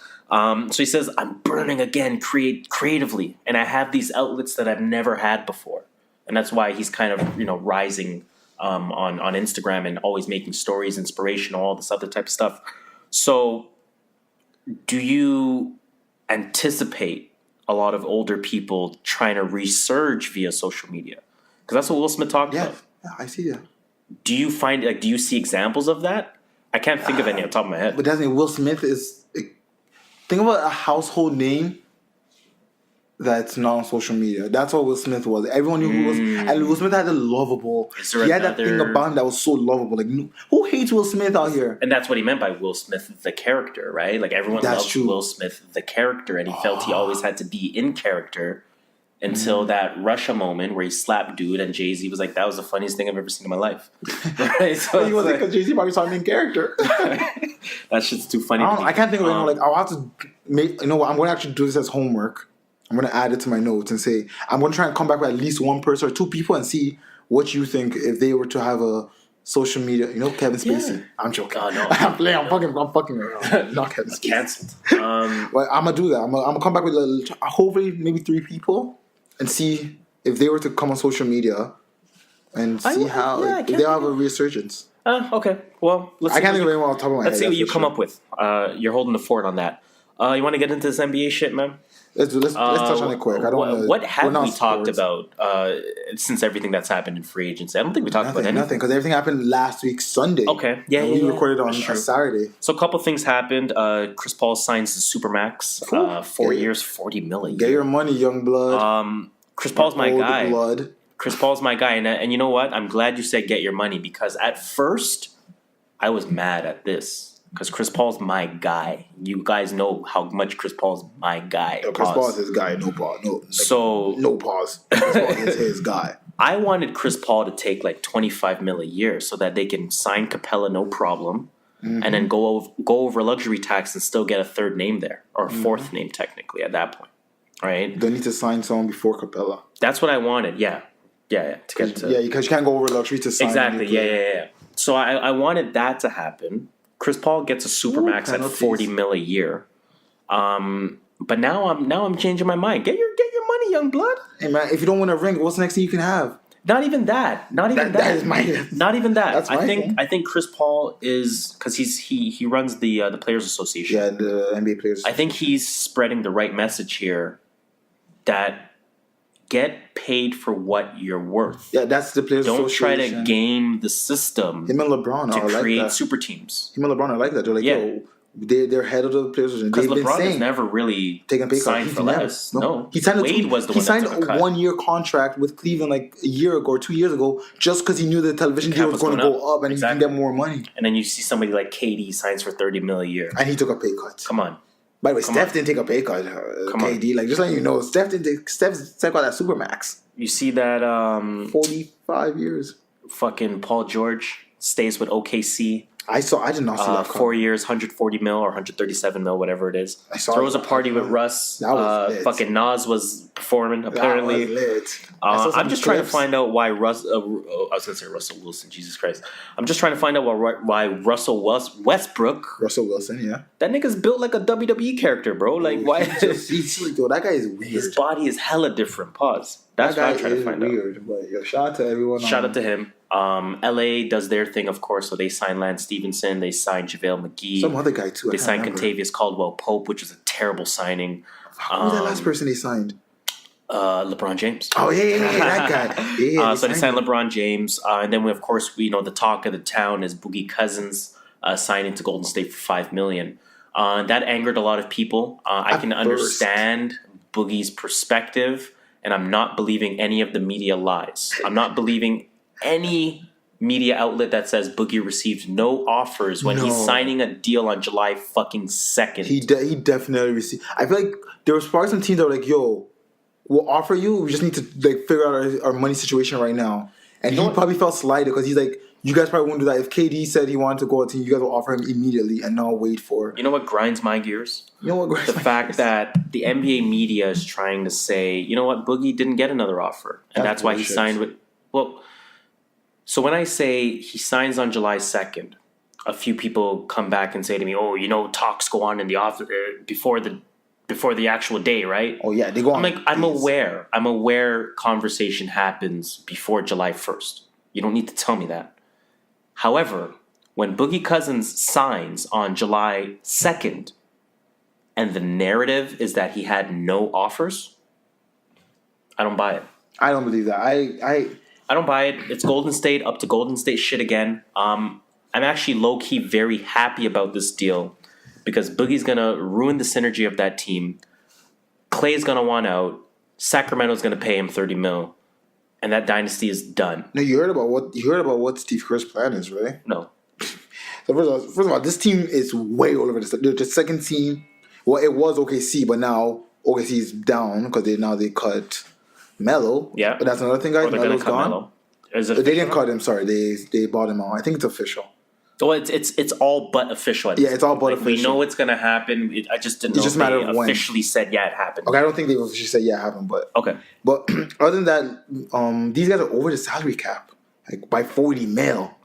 And then they signed this guy for $5 million.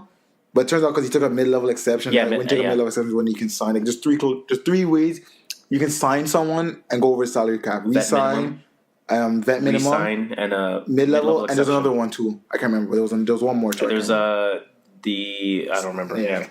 But I say the bird rights, but that's kind of that's re-sign because if you trade it, your bird right carries with you. Yeah. Where are they going with it? Oh, so Kerr said, because first of all, he's not, according to the news, he's not going to play till at least December, which I think is bullshit. I'm like Boogie's playing till February. I don't think he's playing till February. And when he comes in, they say he's coming off the bench. Right. He's not going to get started minutes until he's 100% comfortable. Until second round. Okay, go ahead. And he doesn't run the floor the way.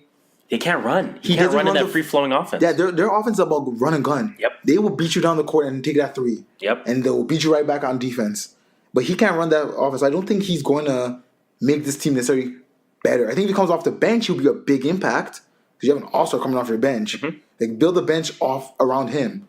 I think the best way you're trying to describe it is he doesn't make the team better, but he does make the team scarier. There we go. Yes, he doesn't make the team better. He makes the team scarier. And I feel like the same way Durant didn't make the team better. So he made it that's scarier. KD didn't make the team better. He made them scarier because if he made them better, they would have won 75 games. Right? Pretty much. Although yes, rest and blah blah blah blah blah. They would have won more games. I feel like Boogie Cousins is the same scenario, but again, I honestly feel like Boogie can't play in that system. Right, like this system's not built for a Boogie type player. It's not, and you're coming off of a ruptured Achilles as a 260-pound specimen. Yeah, he's not going to be the same. I doubt if he even comes back. I know I said it's just a Achilles, but I did more digging into it, and I realized he's 260 pounds. He's not 120. If he's smart, and I think Andrew Schultz compared him to this, come back like Randolph, play like Zach Randolph. Randolph still put up 19 and 10 up until, say, 2 years ago. So it's not like he wasn't putting up numbers. He still put up numbers last year. I think he put up still a 14 and 8 last year. Yeah, and he wasn't playing every game. They were playing him sporadically. Yeah, they were playing him super sporadically off the bench. Kings, they were tanking hard. Oh, he blocked that. Did he block that with his hands? We're watching penalty kicks, guys, so bear with us. Russia just missed their first shot. We're coming to you live and direct. Let's see this. Oh, he stopped. Okay. Shout out to the goalie, Croatian goalie. They just guess. Look, they just guess which. Oh yeah, they guess because you have to dive. You have to guess, and then he just swats it with the other hand. Like, fam, you're just guessing. Put that shit down the middle. But yeah, I don't feel like Boogie makes that team better. Any other free agent signings? I'm quickly scrolling the score. I saw a few, but I didn't see anything. Wasn't anything Jonas Jerebko wants to sign with the Warriors once he clears waivers. Who doesn't want to sign with the? I want to sign with the Warriors, fam. I think everyone wants to live in San Francisco, where it's always hot. For the single men out there, there's always women there. You're winning championships. They do have a large gay community for people on the low. What's that guy, John Collins? What was his name? Not John Collins. Collins. Jason Collins. Jason Collins. He would have loved. He would have loved. Didn't he? He's assistant coach there, no? Is he? If he is, that's not a coincidence. Is he not an assistant coach in Golden State? I'm actually going to Google. Can we do some Googles on that? What's his name? John Collins. Jason Collins.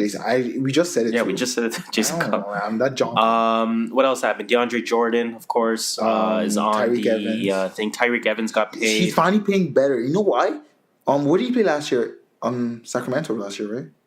I don't think so. Wherever he played last year, they played him right. Yeah, they played him right. They finally played him as a 1, not a 2. He's an on-ball distributor and he's a scorer.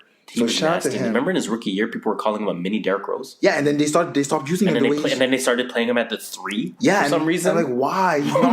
He's too small for the 3. What? It made no sense. Shit makes no sense. But it's a very interesting market. We won't stay on this too long, but a very interesting market because people aren't getting paid. People aren't getting paid anymore. People are getting paid. The problem is, no, they're not getting paid anymore. Remember when Mozgov and those guys were getting 20, 30, that's 20, 25 mil. The way the NBA is set up now, everyone's getting max. So every team is over this. There's literally only 5 or 6 teams that are under the salary cap. Teams barely have money to spend. So you look at like a Randall getting $9 million a year. You look at who else made pinch money? Fucking I gotta see a list. I can't remember. Some people even think took a pay cut, not pay cut, but he took less money. Redick. He's making 12 they didn't say how much, but he's 12 to 13 mil. Even Yusuf Nurkic just re-signed with Portland. 4 years, 48 mil. Damn, he's worth more than that. You would think he is, and maybe he's not. Maybe that's just the new market. And I'm not even mad at that because players aren't like. I'm not. Every signing that has happened, no one has been max. Not forget max. No one has been overpaid. I agree with that. It was dumb when everyone's getting Bledsoe wanted max. Yeah, but Chandler Parsons got max. Like everyone in the mom was getting max. How do you feel about Sacramento throwing $20 million a year at Zach LaVine? Bulls do intend to match, but how do you feel about that? I think is he worth $20 million? Zach LaVine. How many? It was 4 years, right? 4 years. 4 years, 78. So basically $20 million a year. Yes. 19 points. Yes. The only reason why is because I think Sacramento wants to win now. With Bagley, Sacramento's De'Aaron been Fox. dying for a star, bro. They have De'Aaron Fox, right? Yeah. Bagley, De'Aaron Fox, and now they're getting another two guard. I'm telling you, they're getting Clay. They're getting Clay. Oh, they're definitely pushing for an all-star. They are pushing for an all-star, if not a borderline all-star player. And that's what I think. Heard it here. Whoa. Exactly was. What, new signing? The Grizzlies sign. Oh, I heard about this one already. Kyle Anderson, 4 years, $37 million. Good signing. Kyle Anderson, very versatile. Can play. He can guard 4 positions. Oh, your boy, Kyle San Antonio. I like him. How much did he get? $9 million a year. Okay, yeah, I think I said yesterday. It's worth it. We talked about this yesterday. Freddie VanVleet's getting $9 million. I said it was over. You know what? He started level. He started quality. He's like that fifth option on your team. He's like a starter. 6'7". He can handle the ball. He can shoot semi guard decently. Draymond. You know what I mean? Like, you can't even open on a jump shot, but you also can't guard him too hard. Yeah, he's like $9 million is good. Solid. It's a solid number. You know what? I respect that player. That's a solid number. The reason why I liked him because he used to play point guard in high school. He was a 6'7" point guard. Yeah, it's dirty. And then when he got to I think he went to Arizona, they started playing him as a small forward. Oh, and his draft stock plummeted. End of an era. Tony Parker. Yo, that hurt me. Charlotte Hornets. That hurt me, man. That shit hurt. But like you said, we're not in the era of staying on your team and win championships. And this is one of those where it's like we know it's the tail end of his career. He has 1 or 2 years left. Although he signed a 4-year deal. Oh damn, we were missing the whole playoffs. And what's he score? Sorry, the playoffs. The whole penalty kick. I think it's tied right now. Damn, Russia scored. I think Russia's 2 of 4 and Croatia's 2 of 4. I think Croatia has to make no. Did you see that thing on Kyrie didn't want LeBron to ever come back to Cleveland? I don't want to talk about Kyrie Irving. And then you heard about Jimmy Butler wants to go to. Kyrie and Jimmy are going to New York. You heard it here first. Because Kyrie's from New Jersey. Yeah, Kyrie's a New York player, man. Yeah, he's a New York. Kyrie has an ego, and he's wanted the limelight since he's came into the league. He had it in year 1 when he was a rookie with no LeBron. Mm-hmm. Although that team was trash.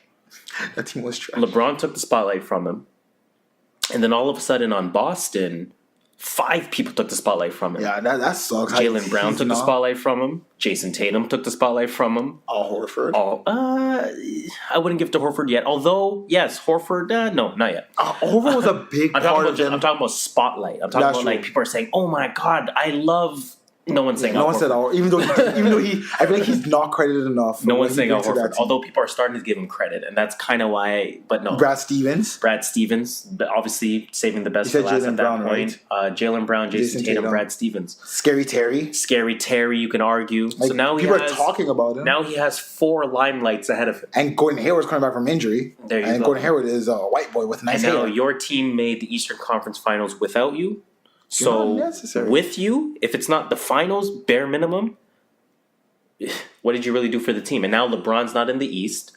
Think about what's going on in Kyrie's head right now. Kyrie's thinking to himself, okay, worst case scenario, I have to make the Eastern Conference Finals. Oh, yeah, he has to. Worst case scenario. Beyond that, I have to go to the finals. Beyond that, I actually have to perform in the finals because if I don't perform in the finals, you become Dame Lillard. The narrative, not Dame, but the narrative will be. I just hate on Dame. I think Croatia just won. Yeah, they did. They went 4 out of 5. Russia went 3 out of 5.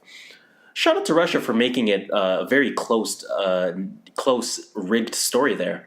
They almost made themselves win. But where was I going with this? I have no idea. I forget. I was not paying attention, to be honest. All right, fucking forget. So, all right, guys. Fuck it. Let's move on because nobody cares about basketball in the offseason. Kyrie and his ego. Forget that. What else do you want to get into, man? You got any random thoughts? Random thoughts. Anything else on your mind, man? We're almost done. It's good. Want to go to CCS? Or you have a random thought for us?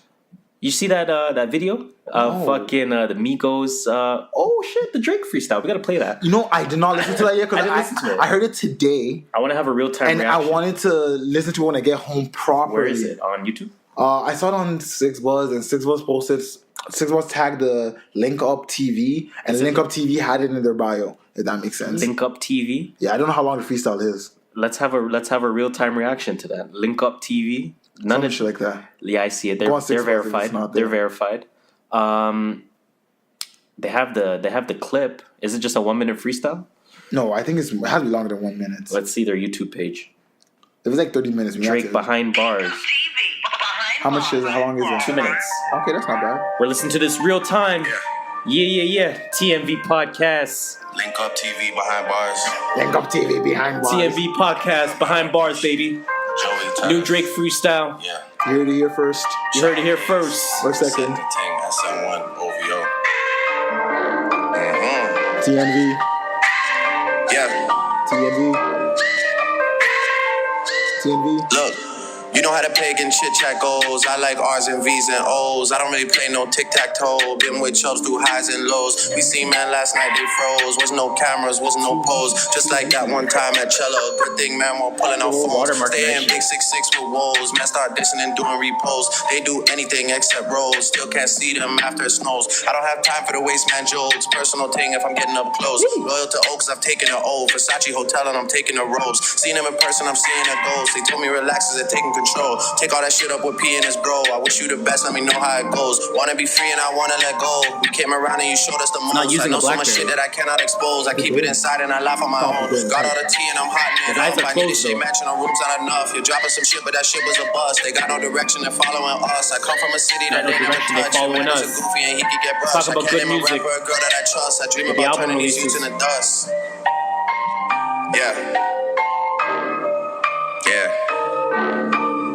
Big Scorpion. TNV. Out now. TNV. Yeah. Look, you know how the pagan chit chat goes. I like R's and V's and O's. Not gonna lie, yo. Let's just stop there. We get the gist of it. But the flow is nice. I need to listen to bars for bar more. I'm gonna have to say Drake is a genius, and the reason I'm gonna say Drake is a genius is because Link Up TV is the UK. Right? Yeah. Now, low key, say what you want to say, man, but UK slang is nothing but Toronto slang 2 years ago. You heard it here first. UK slang. Am I lying? No, you're actually not. When you think about it, they do have a lot of our old slang. UK slang is just Toronto slang 2 years ago. No, I believe that. I know we're gonna catch a lot of hate for that one, but I believe that. A fact is a fact. So the reason why I'm saying Drake's a genius is because when you hear this, I almost like for a second I was like, "Yo, bare Toronto shit, okay." Man them this, man them that, ting up. But then and then I'm just like, "No, that's just UK. That's just UK. That's just UK." So Toronto, he rules the Canadian market with Canadian slang. He rules the UK market with UK quote unquote slang, which is just Toronto slang. And he tries to run the Jamaican market too by putting a lot of Jamaican people on or giving them a platform. He's kind of off the Jamaican stuff nowadays, but you know what? This is growth. When we say we need something different, true. That's what Views was. Views was that Jamaican dance hall ish, and he brought it, and then he's gone. And they got his views. So Drake, man, yo, that's a solid freestyle. I'll give him a solid freestyle there. I'm gonna listen to the whole thing again, but yeah, come back with an analysis next week. You're gonna get in your Joe Budden analytical shit. Nah. Nobody can do that, man. It's Drake. That nigga's a wizard. Because I feel like you need to be in the music. He's wrote music. He's worked with musicians. You need to be in their head. And I feel like we just don't have enough experience. But we can speculate. Oh yeah, that's why we're here. But no, what my other random thought here, man.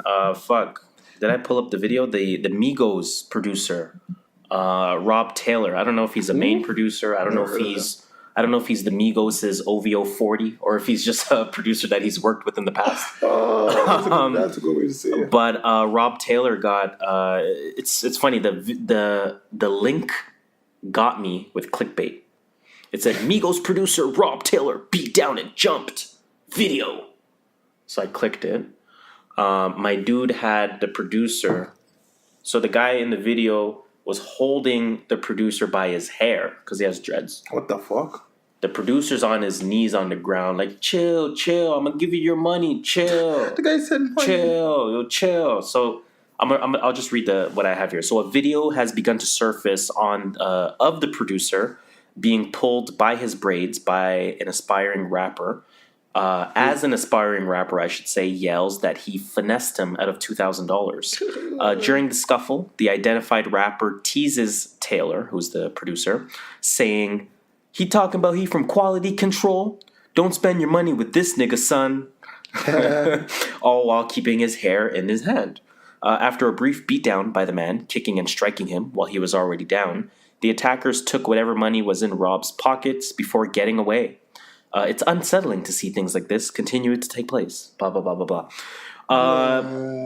So this reminded me of the Dame Dash shit. I know we spoke about that. We said, how do you check somebody that owes you $2 million? You grab them by the dreads and you tell them. So this guy finessed me out of $2 million. He's talking about quality control. That's what you do. We said, obviously, $2 million, that's too much money to do something to someone. We tried to make it more realistic with 1,000. That was still too much because ain't none of us giving anybody $1,000. You're lucky if I can give you 200. We said 5 bills. That was pushing it too, but we didn't want to get too low of a number. Yeah. Because we have to make you guys think we got a little something in our pockets. So this is 2,000. Did this rapper do the right thing? Yes. Yes. If you owe me money, I agree. I will do that to you. Don't owe me money and we Gucci. Enough said. It's just that it. Enough said. I'm not letting that rapper get your money. It's your money. Was like, and then the producer was like, "Yo, chill. I'll give you whatever I have in my pockets right now. Chill. Yo, I got the money. You want the money or not? Chill. Yo, you want it, right? I'm gonna give you it right now." And the rapper's still like, not swinging at him, but like still holding him by the hair and talking shit. So it's just like, nah, fuck it. If you had the money, why didn't you give it to me then? Exactly. I'm still going to embarrass you. Why didn't you give me the money then? Just because you say.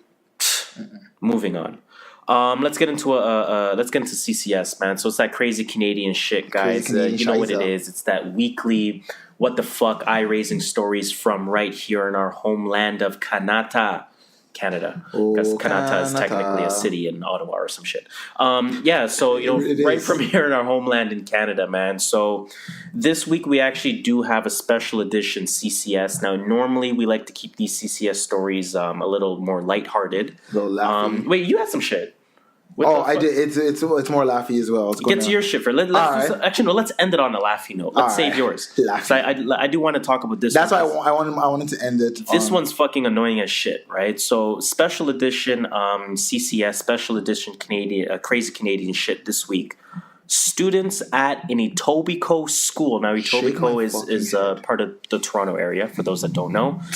Students at an Etobicoke School of the Arts say that their principal created a blacklist to racially profile them. I should have read that differently.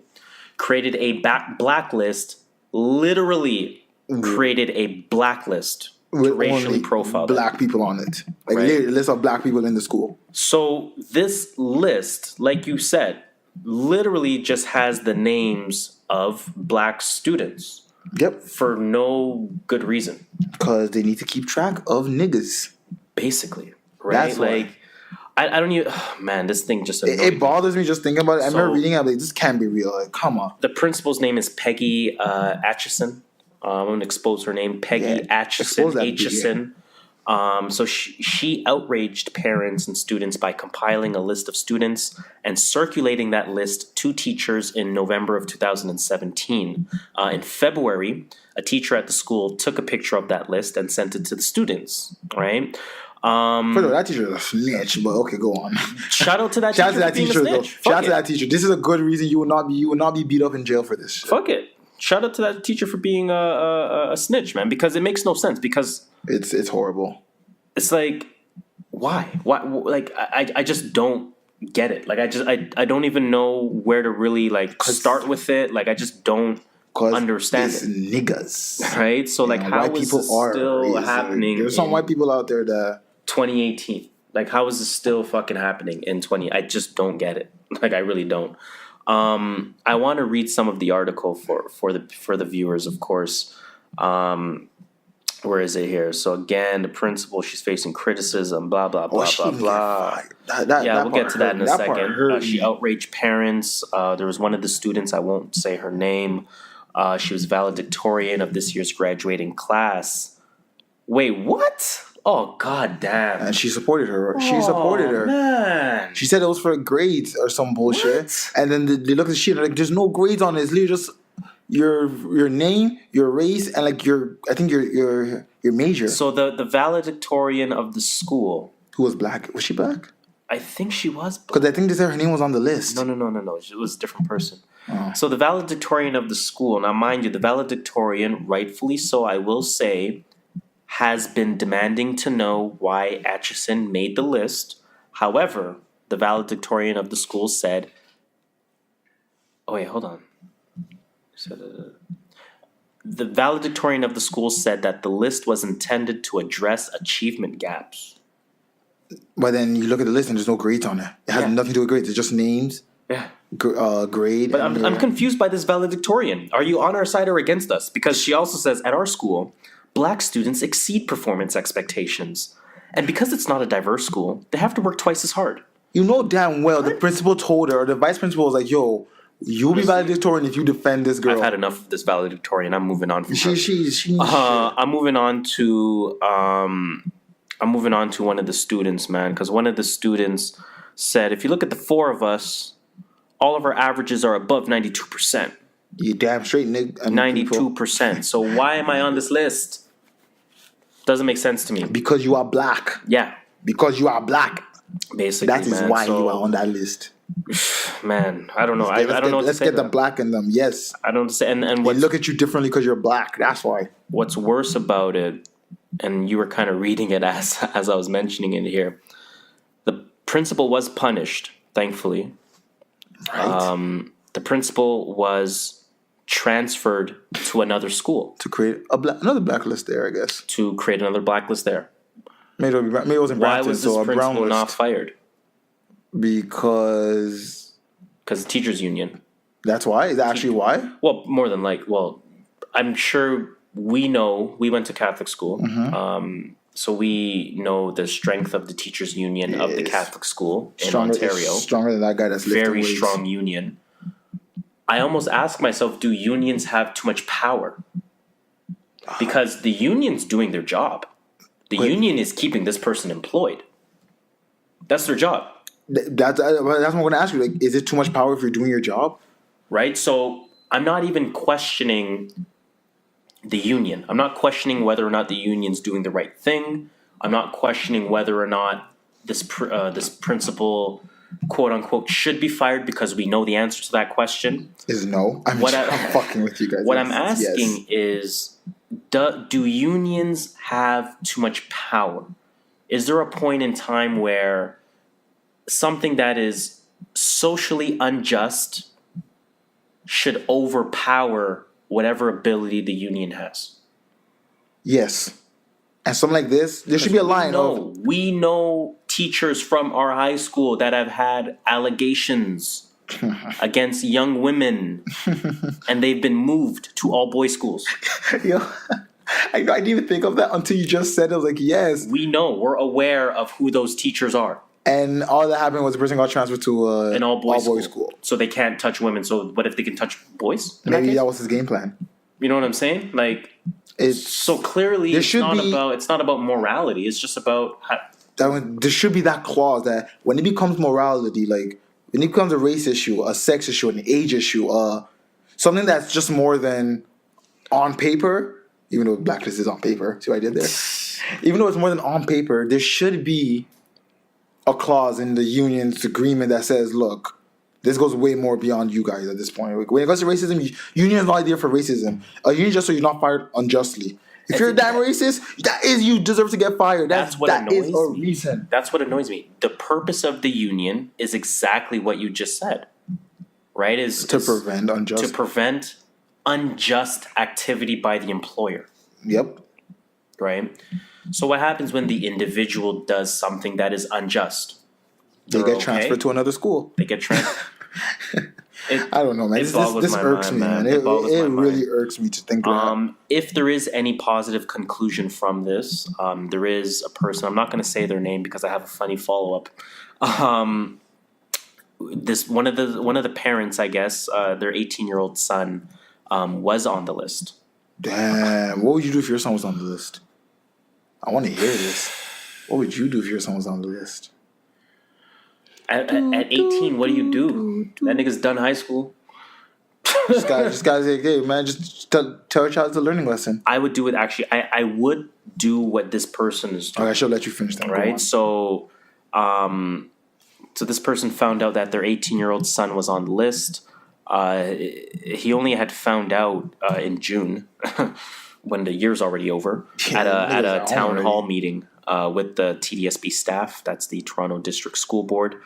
And now this person says he's in the process of filing a human rights claim against the principal and TDSB over this list. I think I would go straight human rights tribunal, like the shit that's almost beyond the law. That's exactly what I would do. I would go. Yeah, I'll talk human rights because remember when that dude was broke up by the Canadian military? That dude that I don't remember the story.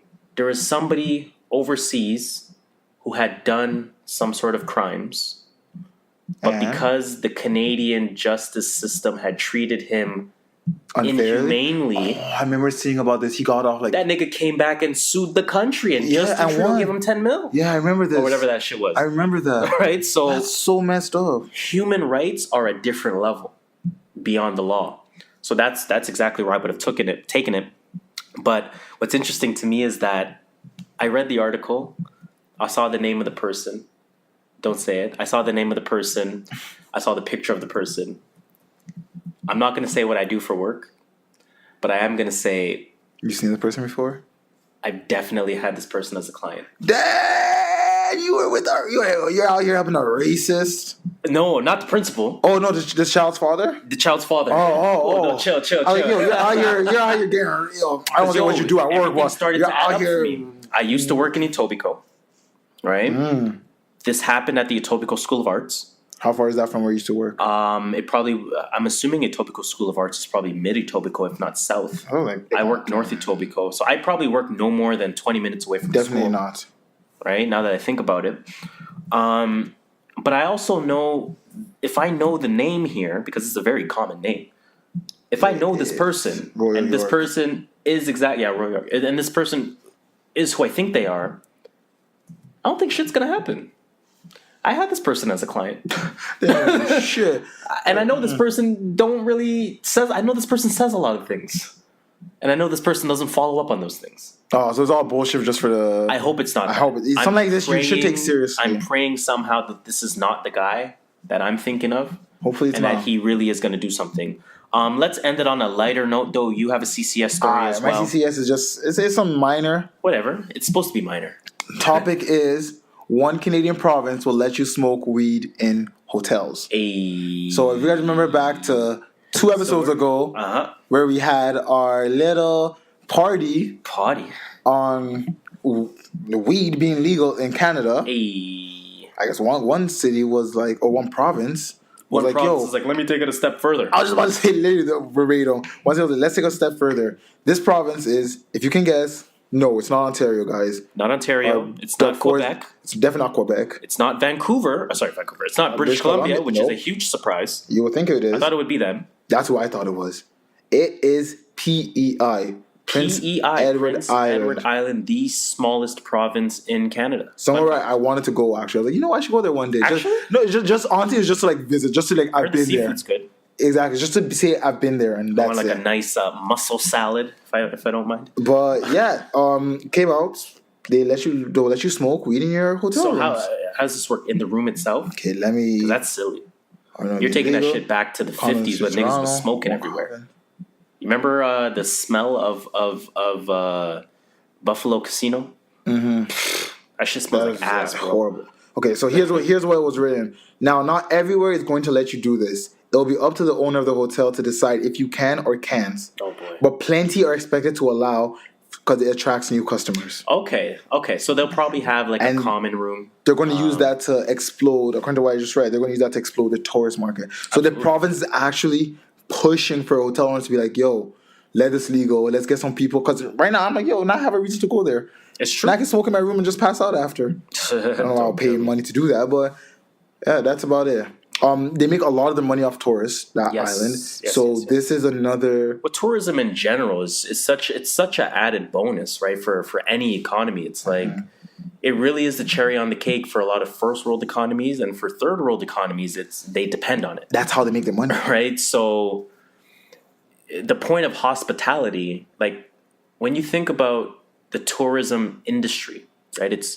Tourism industry is referred to as tourism and hospitality. Yeah, when you go to school, it's called tourism and hospitality. When you think about hospitality, when you welcome somebody to your home, you think about treating them in a way that is above and beyond. Mm-hmm. So when you think about the tourism and hospitality industry, they should be doing the same. Agreed. 100% Prince Edward Island, PEI says, we're going to do that then. Pretty much. I'm like, yo, we're going to do this. I also feel like they might be a guinea pig for the government. No? Yo, you know what? When you said that, I'm like, no? Like, I would not be surprised. I'm not saying yes, but I'm saying I would not be surprised if it comes out 10 years that it was an experiment and it worked out well, or it didn't work out well. And guinea pig. Now Prince Edward Island is becoming part of the U.S. I'm just fucking with you, man. Anything else, man? No, I'm done for now. Let's leave it at that, man. What are we doing for the rest of the weekend? I'm just laying low. I'm laying low. I'm funds are kind of low too, so detoxing the body. Gotta detoxing. Just not consuming as much. God's green grass. You know what I mean? I gotta, man. Because after yesterday, what we did yesterday, pause. Heavy pause, but yeah. Let's just say I need a detox. But man, let's leave it at that, guys. This brings you to another end. Wow. This brings you to the end, guys, of another episode of the True North Views podcast. We really appreciate you guys rocking with us till the end, man. Guys, hit up the DMs, comment, rate, subscribe. For the socials. Do all of that. Our socials, it's all the same. We're on Instagram. We're on Twitter. We are on SoundCloud as well. Guys, give us topics. Oh, sorry. Yeah, go ahead. You're in the middle. So I totally spaced out, and I was just like in the middle. I was like, let me just add this one. But guys, follow us at True North Views. Again, that's all one word. True North Views. TrueNorthViews. The links are in the show notes as well. So you can check that shit out, man. Send us topics. Like if you want us to cover a certain topic, because we're here to talk about topics that are not everyday topics. We're here for the people. So if you want us to cover topics, shoot us a message. We'll shout you out and we'll talk about your topic. We'll do our research on it. Now, don't send it right before we record, but shit, fuck it. Send it while we're recording. You might get lucky. There we go. You might get a live shot. You might get lucky with that live reaction, that unprepared answer. But yeah, send that shit to us. Let's talk. We want to see. I want to know what's going on in other things that we don't see. The stuff on the third page of CNN. Third page. Yeah, let us know. Man, act like it was a newspaper. Like niggas is still reading newspapers. But man, still sell the subscriptions. I got a call. Like, do you want to subscribe to this Toronto Star newspaper? Like, nigga, no. I have the website. Don't. I subscribe to my internet provider. Don't kill me. But as usual, guys, you know what you need to do. You need to tell a friend and tell that friend to tell a friend to tell a friend to tell a friend to tell a friend to tell a friend to tell a friend, man. Tell another friend there. 6 degrees of separation. You tell 6 mans, and they tell 6 more mans, and you wash, you rinse, you repeat. You recycle. And you recycle. Yeah, that means you do it all over again. We'll take that. But man, just in case you guys forgot, I go by the name of Harris. You can call me JustShola. It's True North Views podcast. It's episode 11. Let's get it. You forgot to talk about the number 1 rule. What's the number 1 rule, man? Yo, watch out for them wastemen, bro. I almost forgot to say, watch out for the wastemans. Now more than ever, the city of Toronto is very hot. Stay safe. Stay blessed. Watch out for the wastemans. It's TNV. Wrap it up. But don't sweat too much. Don't sweat. Wrap it up in the right areas. What other general pieces of advice are we giving them? Fuck, it's too much pressure right now. Too much pressure. Fuck it. TMV episode 11. We out. Let's get it.